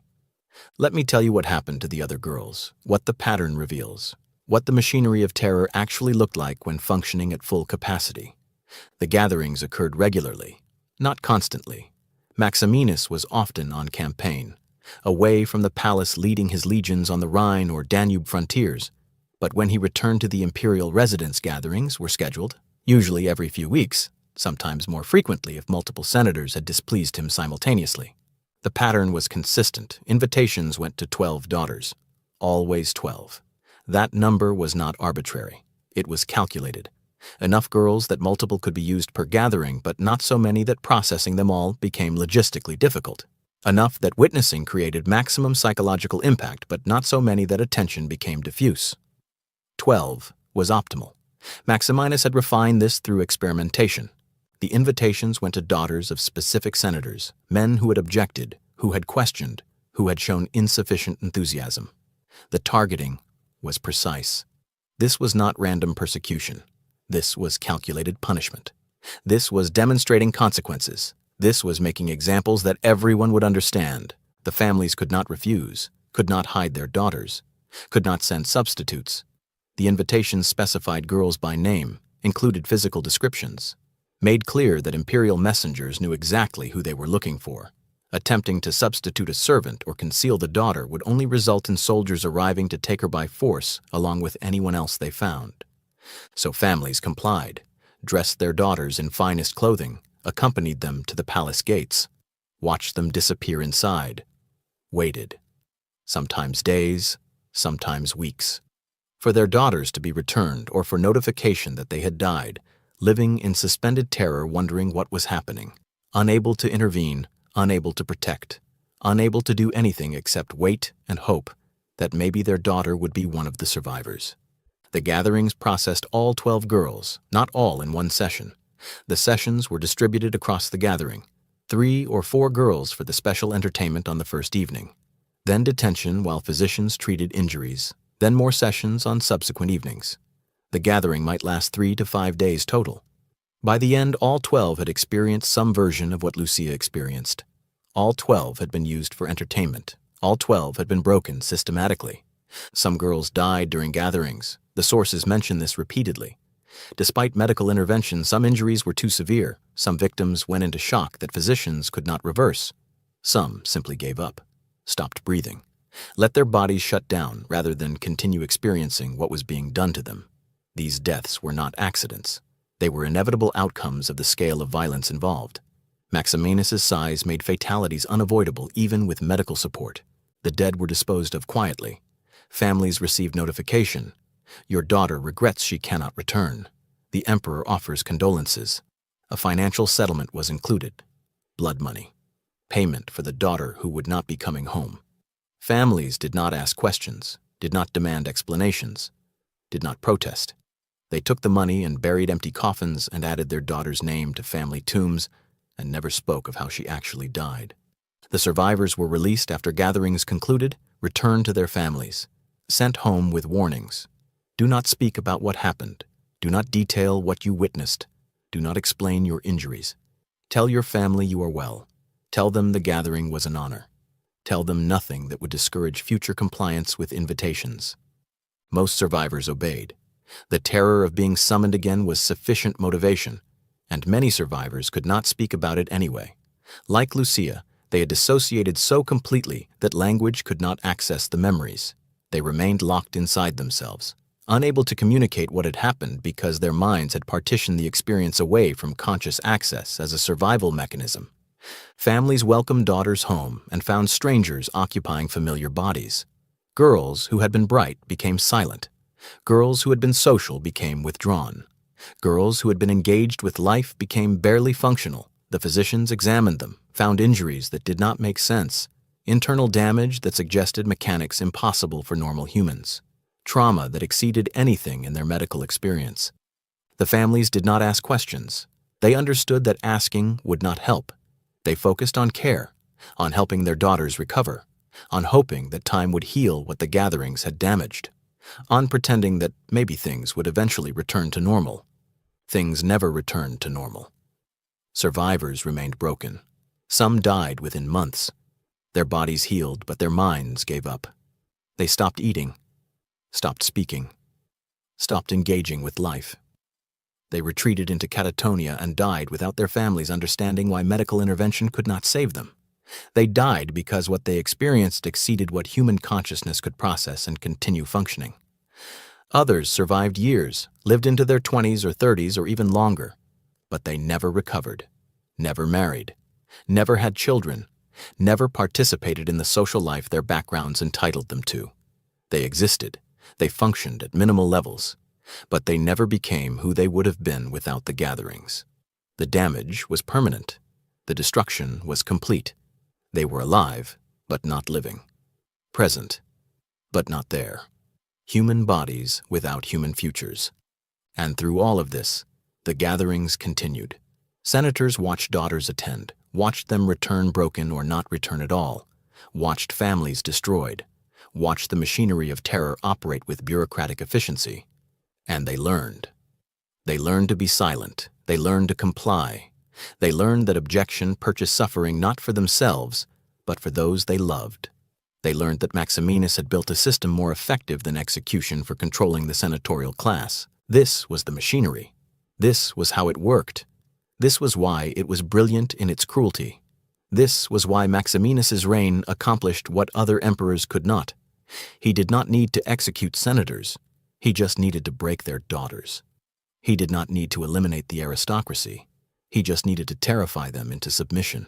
He did not need to reform the Senate. He just needed to make them too afraid to oppose him. And it worked.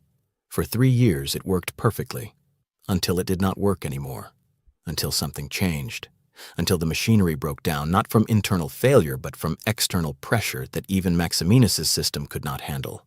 Let me tell you about the end. About how the machinery was finally destroyed, about why Maximinus died, and about what happened to survivors like Lucia after the emperor who had broken them was gone.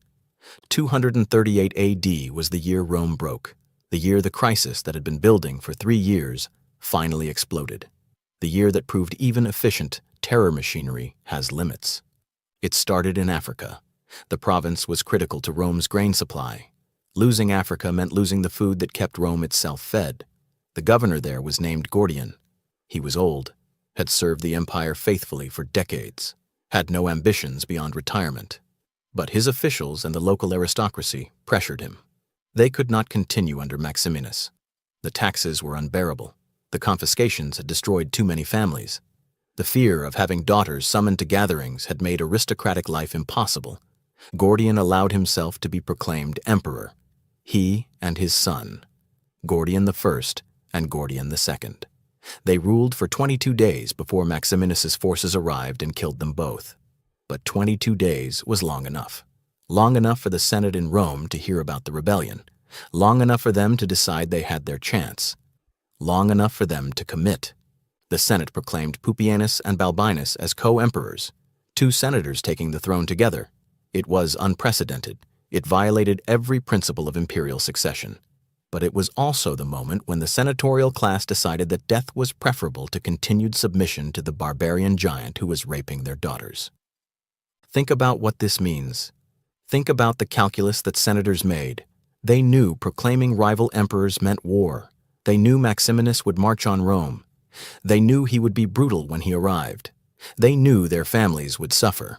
They knew they would probably die. But they did it anyway. They rebelled despite knowing the odds against them. They chose resistance despite understanding the costs. Why? Because the gatherings had pushed them beyond the point where survival mattered more than revenge. Because watching their daughters destroyed had created hatred that exceeded fear.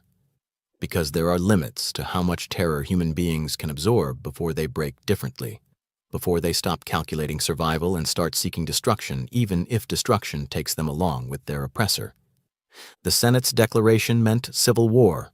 Maximinus was on the Danube frontier when he heard the news. He immediately turned his legions south, marched toward Italy, promised his soldiers that Rome would be plundered, that the senatorial families would be eliminated, that their wealth would be distributed to the troops, that the city that had rejected him would learn what happened when barbarians were disrespected.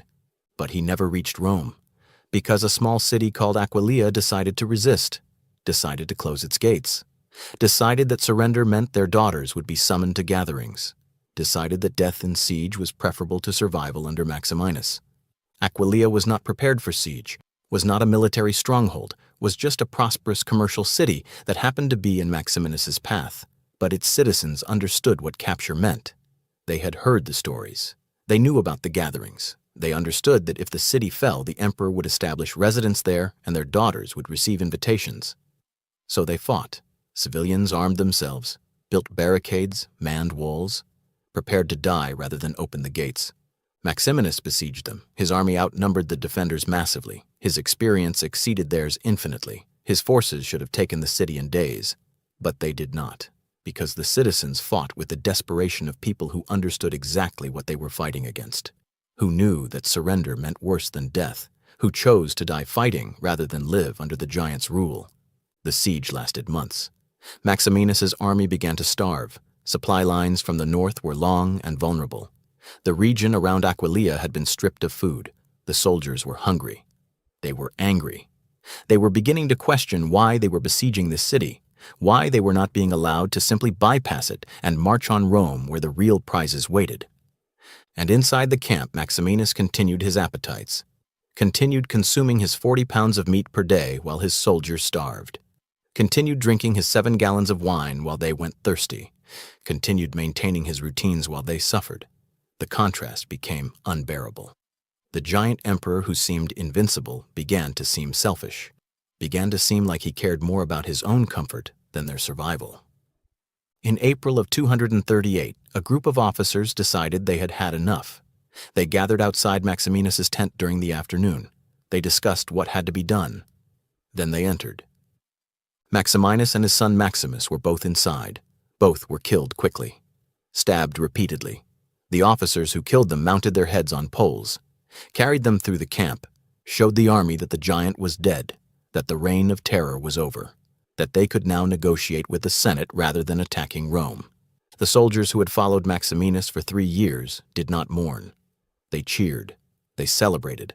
They understood that his death meant survival, that marching on Rome under the giant would have ended badly, that the Senate's forces might have been defeated, but the cost would have been enormous, that killing their emperor gave them negotiating position, that they could offer the heads as peace gestures and receive pardons rather than facing punishment for 3 years of complicity in his crimes. This is what finally broke the machinery. Not internal resistance, not senatorial opposition, not moral awakening. Simple practical calculation by soldiers who decided their emperor was leading them toward destruction and that survival required his elimination. Maximinus was approximately 65 years old when he died. He had ruled for 3 years and 2 months. In that time, he had held dozens of gatherings, had processed over 100 senatorial daughters, had broken the Roman aristocracy more thoroughly than any previous emperor, had established a system of terror that worked perfectly until external pressure exceeded its capacity to maintain control. His death ended the gatherings, ended the summonses, ended the machinery of terror. But it did not end the suffering, because survivors like Lucia carried their damage long after the emperor who inflicted it was dead. Let me tell you about the aftermath, about what happened to survivors, about how families dealt with daughters who had been broken, about why the damage continued for decades after Maximinus's death. When Maximinus died, the apparatus dissolved. The palace outside Rome was seized by agents of the new emperors. The servants who had organized the gathering scattered or were killed to prevent them from testifying. The physicians who had treated injuries disappeared to avoid prosecution. The guards who had witnessed returned to their frontier posts and never spoke of what they had seen. The machinery was dismantled systematically. The evidence was destroyed deliberately. The empire wanted to forget, but survivors could not forget. Girls who were still being held in detention were released immediately. Just opened the gates and let them walk out. No ceremony, no apology, no acknowledgement of what had been done to them. Just released like prisoners after a sentence. Some walked home. Some wandered confused because they no longer remembered where home was. Some were found by family members who had been searching. Some were never found at all. The survivors who made it back to their families arrived broken. Parents who had sent away daughters received back strangers. Girls who had been bright and engaged had become silent and withdrawn. Girls who had been social and eager had become terrified of interaction. Girls who had planned futures had become unable to imagine tomorrow. Roman families did not understand trauma, did not have psychology, did not know about post-traumatic stress or dissociation, or the long-term effects of systematic abuse. They understood their daughters were damaged. They did not understand the damage was permanent. They kept expecting recovery, kept waiting for their girls to return to normal, kept hoping that time would heal what Maximinus had destroyed. Time did not heal. Time made it worse. Because survivors could not process what had happened to them, could not speak about it because the terror of being summoned again persisted even after Maximinus was dead, could not access the memories consciously because their minds had partitioned them away, could not integrate the experience because integration required language, and language could not contain what they had experienced. So they remained fractured, remained divided between the person they had been before and the damaged thing they had become, remained unable to function normally because normal function required psychological integration they could not achieve, remained trapped between past trauma and impossible future because the present was unbearable. Lucia Junia Balba died at age 20. 2 years after that gathering where she had been selected for special entertainment. 2 years of her family trying everything to help her, bringing physicians who found injuries that had healed physically but somehow had not healed psychologically, bringing priests who performed rituals that did not touch damage gods could not see, bringing anyone who claimed to heal minds that had been broken beyond what medicine could address. Nothing worked. Lucia remained locked in wherever she had gone during that entertainment, remained unable to speak about it, unable to function normally, unable to eat regularly or sleep peacefully or interact socially or plan any kind of future. She existed but did not live, functioned minimally but not meaningfully, survived in biological sense but was dead in every way that mattered. In the weeks before her death, she stopped eating entirely, stopped speaking altogether, stopped acknowledging the people around her. She went somewhere inside herself that was totally unreachable. Her body continued functioning, but her mind had surrendered, had decided that existence was no longer tolerable, had chosen the only escape available to someone trapped in memories that could neither be processed nor forgotten. She died quietly. Her heart simply stopped. The physician said it was natural causes, but her family understood. She had died because living was impossible, because carrying what Maximinus had done to her required strength she no longer possessed, because 2 years was as long as she could survive after that gathering, because what had happened to her in those hours of special entertainment continued killing her every day, until finally it succeeded. Lucia was one case among many. The senatorial families of Rome buried numerous daughters in the years following Maximinus's death, girls who had attended gatherings, girls who had been selected for special entertainment, girls who had survived the palace but could not survive its aftermath. The tombstones do not explain. The inscriptions say only that these young women died too soon, that their families mourned them, that they were loved.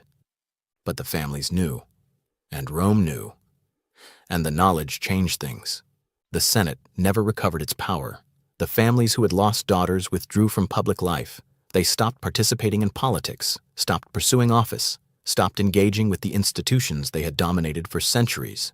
They became cautious, defensive, focused on survival rather than governance. They had learned that speaking truth had costs measured in daughters' suffering. They learned to stay silent. The military took complete control, because the soldiers had killed Maximinus and the Senate had not, because the legions had demonstrated they were the real power in Rome, because the next emperor, and the one after that, and all the emperors for the next 50 years, would be military men who rose through violence and ruled through force. The crisis of the 3rd century began with Maximinus. His reign proved that barbarians could rule Rome, that soldiers could take power, that the aristocracy was irrelevant, that civilization was optional. And somewhere in all of this, the story of what actually happened got buried. The gatherings became footnotes. The special entertainment became euphemisms. The machinery of terror became academic discussions about political instability. The systematic abuse became passive voice constructions about victims whose agency had already been stolen, having their stories stolen again by scholarship that could not confront what it was describing. Until now. Until this video. Until you watched all the way through and learned what really happened, what Maximinus actually did, what Lucia actually experienced, what the special entertainment actually was, why survivors could not speak, why families could not help, why Rome tried to forget. Now you know. And now I need to explain why knowing matters, why this history is not just ancient horror but contemporary lesson, why understanding Maximinus teaches us something essential about power and bodies and violence and the machinery that enables systematic cruelty. Let me give you the lessons, the things you should take away from this story, the reasons why Lucia's suffering 17 centuries ago still matters today. First lesson. Physical abnormality plus absolute power creates possibilities for cruelty that normal humans cannot replicate. Maximinus was 8 feet tall. This was not metaphorical. This was biological abnormality. And it mattered. It mattered because his size created capacity for harm that normal emperors did not possess.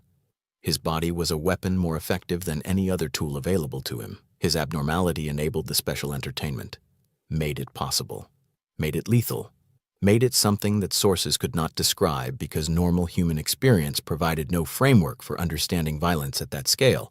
This matters because physical power still exists, still shapes interactions, still creates asymmetries that enable abuse. Understanding that abnormal physical capacity enables abnormal cruelty helps us recognize when size differences create danger rather than just hierarchy. Helps us see that 8 feet tall is not just description but warning. That extreme physical capacity creates moral obligation that Maximinus rejected completely. Second lesson. Systematic cruelty requires infrastructure.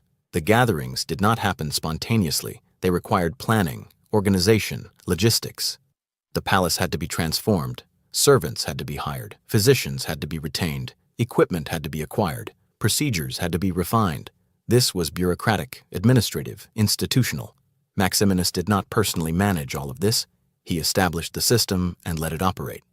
This matters because systematic abuse always requires infrastructure, whether ancient Rome or modern institutions, whether emperors or administrators, whether gatherings or other forms of organized harm. Recognizing the infrastructure helps identify the system, helps interrupt the machinery, helps prevent future iterations. Because destroying individual abusers does not stop institutional abuse. You have to dismantle the apparatus. You have to eliminate the infrastructure. You have to break the system, not just the person. Third lesson. Trauma extends beyond the traumatized. Lucia died at 20, but her death was not the end of her story's effects.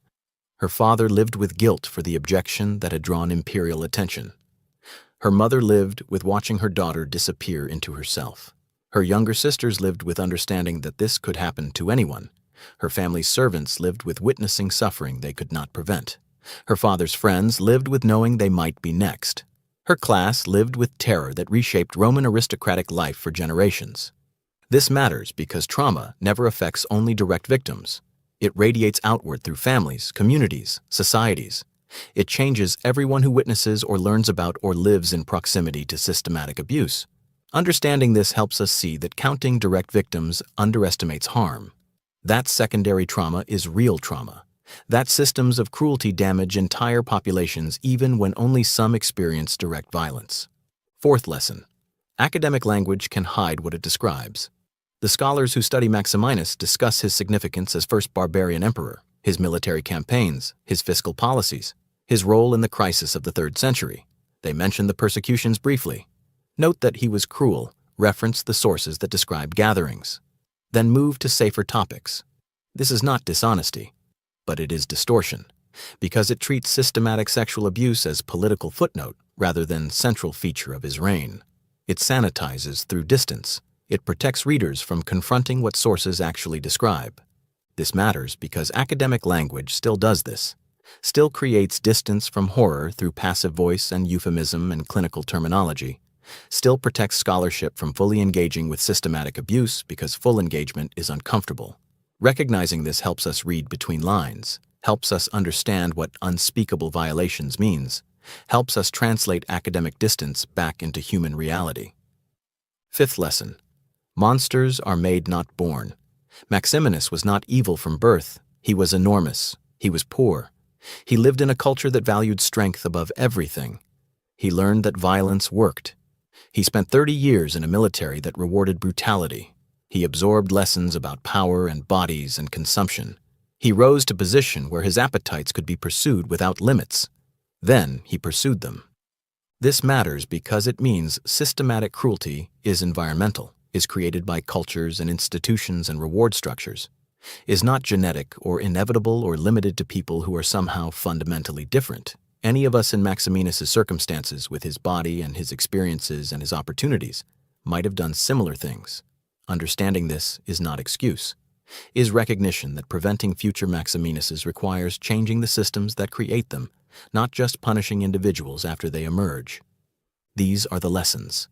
These are why Lucia's story matters. These are why remembering the gatherings is not just historical curiosity, but moral necessity. Because the machinery that enabled Maximinus still exists. The infrastructure of systematic abuse still operates. The academic distance that buries uncomfortable truth still functions. The environmental factors that create monsters still shape people. And because daughters like Lucia still suffer. Not from Roman emperors, but from systems and infrastructures and machineries that we allow to persist because confronting them is difficult, because dismantling them is expensive, because remembering victims is uncomfortable. Let me tell you about those victims. Let me give them names. Let me make them visible, because they deserve better than footnotes and euphemisms and academic distance, because they deserve to be remembered as people who suffered real suffering, because 17 centuries later, the least we can do is speak their names.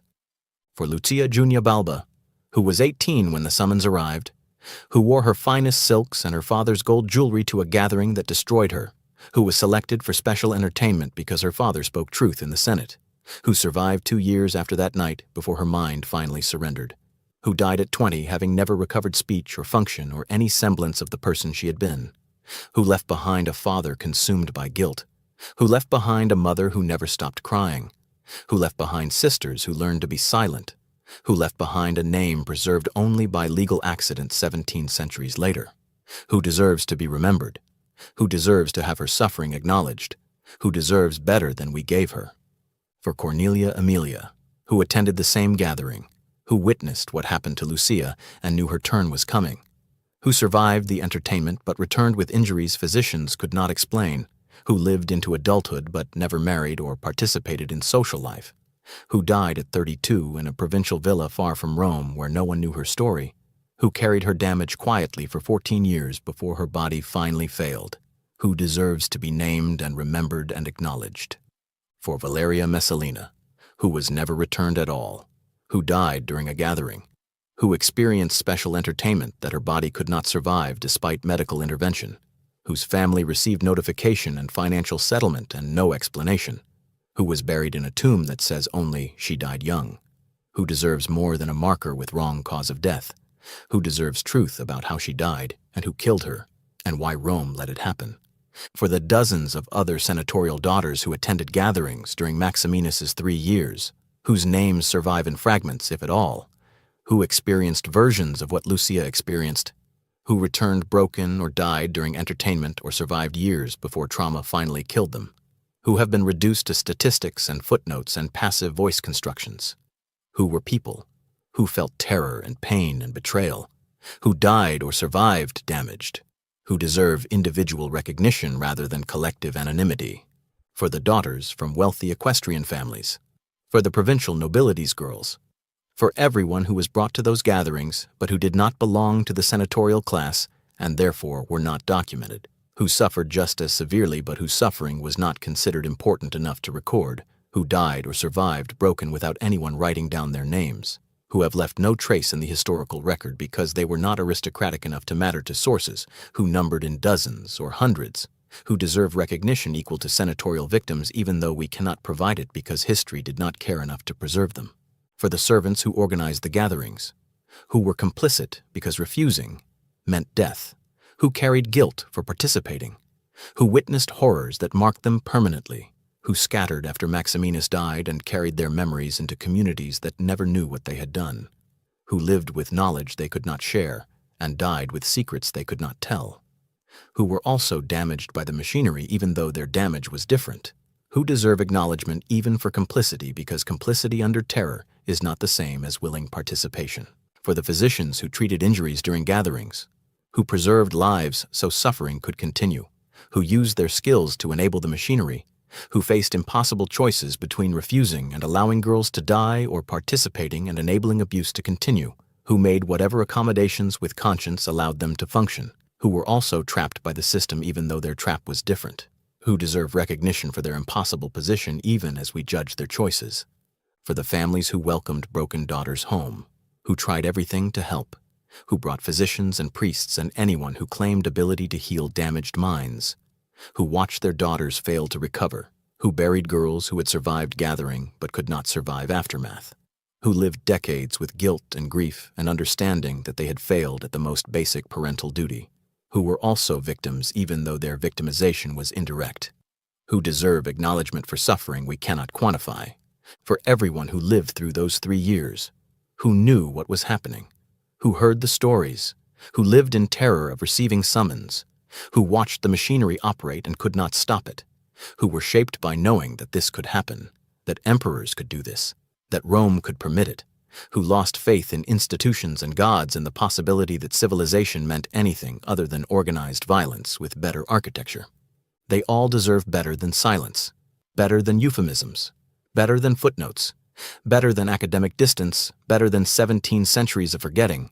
They deserve to be remembered, not as examples or lessons or case studies, but as people who suffered, who felt real terror, who experienced real violation, who lived or died or survived damaged in the aftermath of real events that really happened. So I have remembered them. I have told their story. I have named them where sources allow naming. I have acknowledged them where names are lost. I have given them the full truth that scholarship preferred to bury. Now you remember them too. The places where this happened still exist. You can visit some of them, walk on ground where the gatherings occurred, touch stones that watched when Lucia screamed. The palace outside Rome where the entertainments happened is gone. The estate was confiscated after Maximinus died, changed hands repeatedly over the following centuries, eventually demolished or buried under later construction. Archaeologists believe they know its approximate location, but excavations have revealed little. The physical evidence has been erased by time and deliberate destruction. Perhaps that is mercy. Perhaps some places should not survive. Perhaps ground soaked in suffering that extreme should be allowed to disappear so no one has to walk on it knowing what happened there. Perhaps forgetting is sometimes appropriate, but the Danube frontier remains. The regions where Maximinus spent most of his reign are now Austria, Hungary, Romania, Serbia. The legionary camps that housed his forces have been excavated. The barracks and bathhouses and administrative buildings have been mapped. The ground where his soldiers lived has been studied extensively. And if you visit these sites, you can see something scholars do not mention. The command quarters were always isolated, positioned away from troop barracks, surrounded by walls within walls, accessible only through checkpoints. These architectural features were standard for Roman camps. They served legitimate purposes: security, privacy, dignity for commanders. But they also created spaces where things could happen without general visibility, where screams might not carry, where witnesses could be controlled, where systematic abuse could operate without ordinary soldiers necessarily knowing details, where emperors could hold gatherings and maintain deniability about what those gatherings involved. The architecture enabled the machinery, the design facilitated the system. The structures that still exist in archaeological sites across the Danube frontier are not just military installations. They are infrastructure of terror. They are the physical apparatus that made the gatherings possible. Aquileia still exists, the city that refused to open its gates, that chose siege over surrender, that fought to death rather than submit to Maximinus. You can walk its streets today, can see remnants of the walls that held against the giants' legions, can visit the basilica built on ground where citizens fought, knowing their daughters would attend gatherings if they lost. There is a memorial in Aquileia. It commemorates the siege, describes how the city resisted the emperor, notes that civilians fought alongside soldiers, mentions that women and children helped defend the walls. It is standard heroic narrative, brave resistance against tyranny, ordinary people standing up to military power. What the memorial does not mention is why they fought so desperately, what they were fighting against, what surrender would have meant for their daughters, what the gatherings were, what the special entertainment involved. The memorial sanitizes, makes the resistance about political freedom rather than existential terror, makes it comfortable, makes it suitable for tourists who want heroic history, not uncomfortable truth. But if you stand there knowing what you now know, the memorial means something different. The resistance was not just political, it was protective. Those civilians fought knowing what happened at gatherings, knowing what Maximinus did to senatorial daughters, understanding that if the city fell, their own daughters would be next. They chose death because they had learned from Rome's aristocracy that some things were worse than dying. This is what remains: stones and walls and memorials that tell comfortable lies, ground that knows truth but cannot speak it, places where suffering happened but evidence has been erased, ruins that tourists photograph without understanding what occurred there. And perhaps that is appropriate. Perhaps we should not make these places into destinations. Perhaps we should not encourage pilgrimage to sites where girls like Lucia were destroyed. Perhaps the appropriate response to ground soaked in that kind of suffering is to let it rest, to acknowledge what happened without making it spectacle, to remember without memorializing, to know without displaying. Perhaps the memorial Lucia deserves is not physical, is not marble or bronze, is this video, is your knowledge, is the fact that 17 centuries later someone told her full story. Someone refused to use euphemisms. Someone named her and explained what happened to her and why it matters. Perhaps remembering is the memorial. Perhaps knowing is the monument. Perhaps telling truth is how we honor dead who suffered systematic abuse. Perhaps that is enough.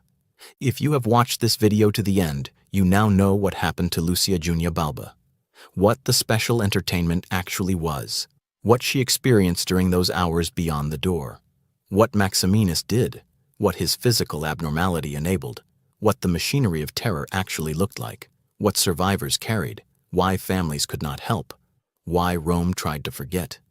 You know something that scholarship has buried for 17 centuries, something that historians mention only in euphemisms, something that textbooks reduce to footnotes, something that made me spend months researching before I felt confident enough to tell it.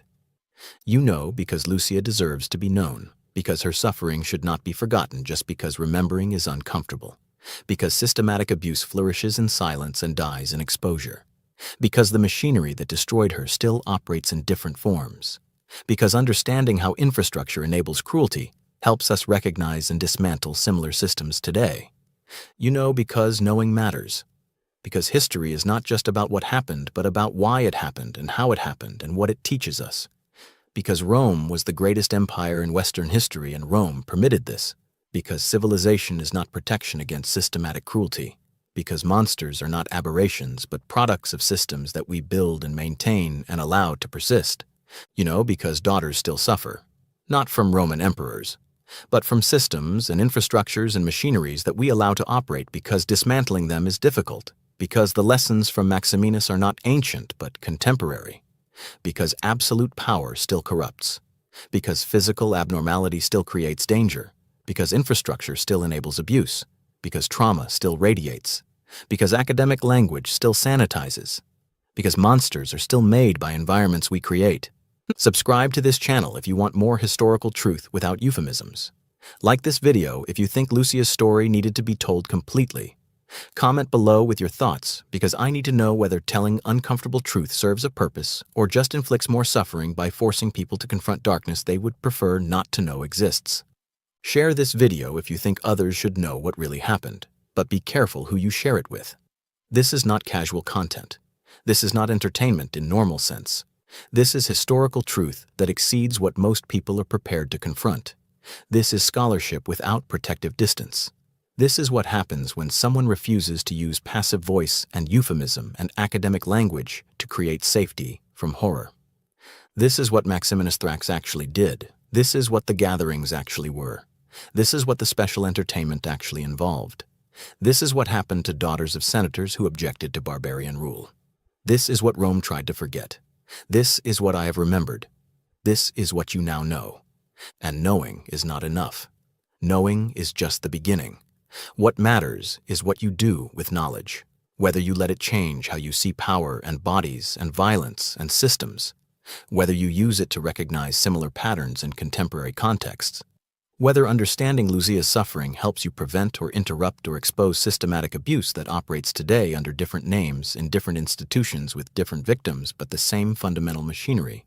That is why I told you this story. That is why I spent 50 minutes taking you through every detail.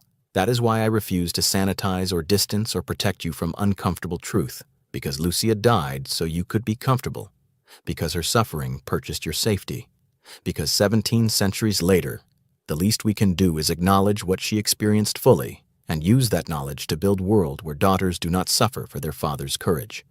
Remember her. Remember all of them. Remember what happens when physical abnormality meets absolute power, meets appetites without limits, meets infrastructure that enables systematic cruelty. Remember so it does not happen again. Remember so we recognize it if it starts happening. Remember so we interrupt the machinery before it processes another generation of victims. Remember Lucia Junia Balba, age 18, daughter of Senator Marcus Junius Balbus, summoned to a gathering 3 days after her father spoke truth in the Senate, selected for special entertainment, broken completely, died at age 20, remembered now, finally, truly, fully. She deserved better than she got, better than Rome gave her, better than history remembered her, better than the world treated her. She deserved to live, to marry, to have children, to grow old, to die peacefully surrounded by family who loved her. She got none of that. She got Maximinus instead. She got the gatherings. She got the special entertainment. She got 2 years of broken existence before trauma finally killed her. She got buried with wrong cause of death. She got forgotten by scholarship that preferred comfortable distance. She got reduced to footnote about political instability. Until now. Until you. Until this video gave her the full truth she deserved 17 centuries ago. That will have to be enough, because it is all we can give her now. Full truth. Complete knowledge. Absolute refusal to use euphemism or distance or protective language. Her story told the way it should have been told originally. That is her memorial. This video. Your knowledge. The fact that someone finally told truth without sanitizing it. Rest in peace, Lucia Junia Balba. Your story has been told. Your suffering has been acknowledged. Your name has been spoken. You have been remembered. Finally. Completely. Honestly. Let me explain something crucial about how human minds respond to overwhelming trauma, because understanding this helps explain why survivors like Lucia could not recover, why families' attempts to help failed, why the damage was permanent despite best efforts. When humans experience trauma that exceeds their capacity to process, the mind employs defense mechanisms. Dissociation is primary among these. The mind essentially separates the traumatic experience from conscious awareness, creates a partition, locks the memory away where it cannot be accessed deliberately. This happens automatically. This is not choice, but survival reflex. This is how consciousness protects itself from experiences that would destroy it if fully integrated. For mild trauma, this mechanism helps. It allows the person to function while the mind slowly processes what happened. Eventually, the memory can be accessed, can be integrated, can be understood and accommodated within the person's ongoing narrative. The dissociation is temporary, recovery is possible. But for extreme trauma, dissociation becomes permanent. The experience is so overwhelming that the mind never develops capacity to integrate it. The partition becomes permanent wall. The memory remains locked away, but locked away does not mean gone. The traumatic experience continues affecting the person, continues shaping responses, continues generating symptoms. But the person cannot access why, cannot explain their own reactions, cannot connect their current dysfunction to past trauma because the connection has been severed by dissociation. This is what happened to the survivors. They dissociated during the gatherings as survival mechanism. Their minds partitioned the experiences away. But those experiences were so extreme that integration never became possible. The dissociation became permanent state. The survivors could not remember clearly what happened, could not describe their experiences, could not explain why they felt what they felt or did what they did. They were trapped by their own mind's attempts to protect them. The symptoms manifested without explanation. A survivor might panic when entering enclosed spaces. She does not remember why, does not consciously connect enclosed spaces to the private chambers. But her body remembers. Her hindbrain remembers. The panic is real even though she cannot explain it. Family members trying to help cannot understand why she reacts this way, cannot help her avoid triggers they cannot identify, cannot provide comfort for fear they cannot comprehend. Similarly with sounds, a survivor might become distressed by drums or flutes. Music that had been neutral becomes unbearable. She cannot explain why, cannot connect the sounds to the gatherings consciously. But the sounds trigger the partitioned memories, bring them close to consciousness without making them accessible, create overwhelming anxiety without clear cause. Family and physicians interpret this as irrational behavior. Try to expose her to the sounds to help her overcome her fear, make things worse by reinforcing the trauma without providing any mechanism for processing it. Touch became impossible for many survivors. Being touched triggered memories of being restrained, being hurt, being violated. But the survivors could not articulate this, could not say, "Being touched reminds me of the gatherings," because they could not access the memories consciously. They just knew that touch created panic, created need to escape, created overwhelming distress. Their families interpreted this as rejection, as choosing isolation over connection, tried to force contact to maintain relationship, created additional trauma through attempts to help. Food triggered memories for some survivors. Certain smells or textures or temperatures reminded them of the palace, of meals eaten while detained, of physical states during or after sessions. But they could not identify these connections, could only experience the nausea or refusal or panic that certain foods generated. Families worried about malnutrition, tried to force eating, created power struggles that reinforced the survivor's sense of having no control, made things worse through attempts to help. Sleep became impossible, not just difficult, impossible, because sleep meant dreams.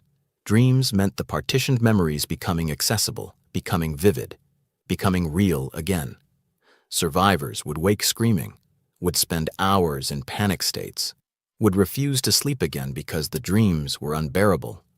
Families tried sedatives, tried enforced rest, tried everything to help their daughters sleep. Nothing worked because the problem was not physical, was psychological, was trauma manifesting through dreams because consciousness during waking hours was maintaining dissociative barriers that sleep dissolved. All of these symptoms made sense given what the survivors had experienced, but without ability to access the traumatic memories, without ability to connect symptoms to causes, without therapeutic frameworks for processing trauma, the symptoms appeared irrational, appeared like choices rather than compulsions, appeared like the survivors were refusing to recover rather than being unable to recover. This is why families' help failed. They were treating symptoms without understanding causes. They were trying to fix behaviors without addressing the trauma that generated them. They were attempting to force recovery through willpower and discipline when what was needed was therapeutic intervention that Rome did not possess. They were doing their best with tools that were inadequate for the task. Their daughters needed treatment that would not exist for 17 centuries. They lived in the wrong time for healing that might have saved them. Understanding these mechanisms helps us see why Lucia and the others could not recover, why medical treatment failed, why religious intervention failed, why time did not heal, why family support was not sufficient. The trauma they experienced exceeded the treatment capacity of their civilization. They needed psychology, needed therapy, needed frameworks for understanding and processing systematic abuse. Rome had none of these. Rome could only watch them suffer and document their decline and bury them when they died and wonder what had gone wrong. This is what Maximinus did. Not just physical damage, psychological damage that exceeded repair, systematic destruction that continued long after the gatherings ended, long after he was dead, long after the machinery was dismantled. The survivors carried his cruelty forward, carried it in symptoms they could not explain, in reactions they could not control, in suffering that persisted until eventually it killed them. This is why the gatherings matter, why understanding them is important, why telling this story fully serves a purpose. Because systematic trauma creates damage that extends far beyond immediate experience, creates suffering that persists across years and decades, creates ripples that affect everyone who encounters survivors, creates lessons that remain relevant across 17 centuries.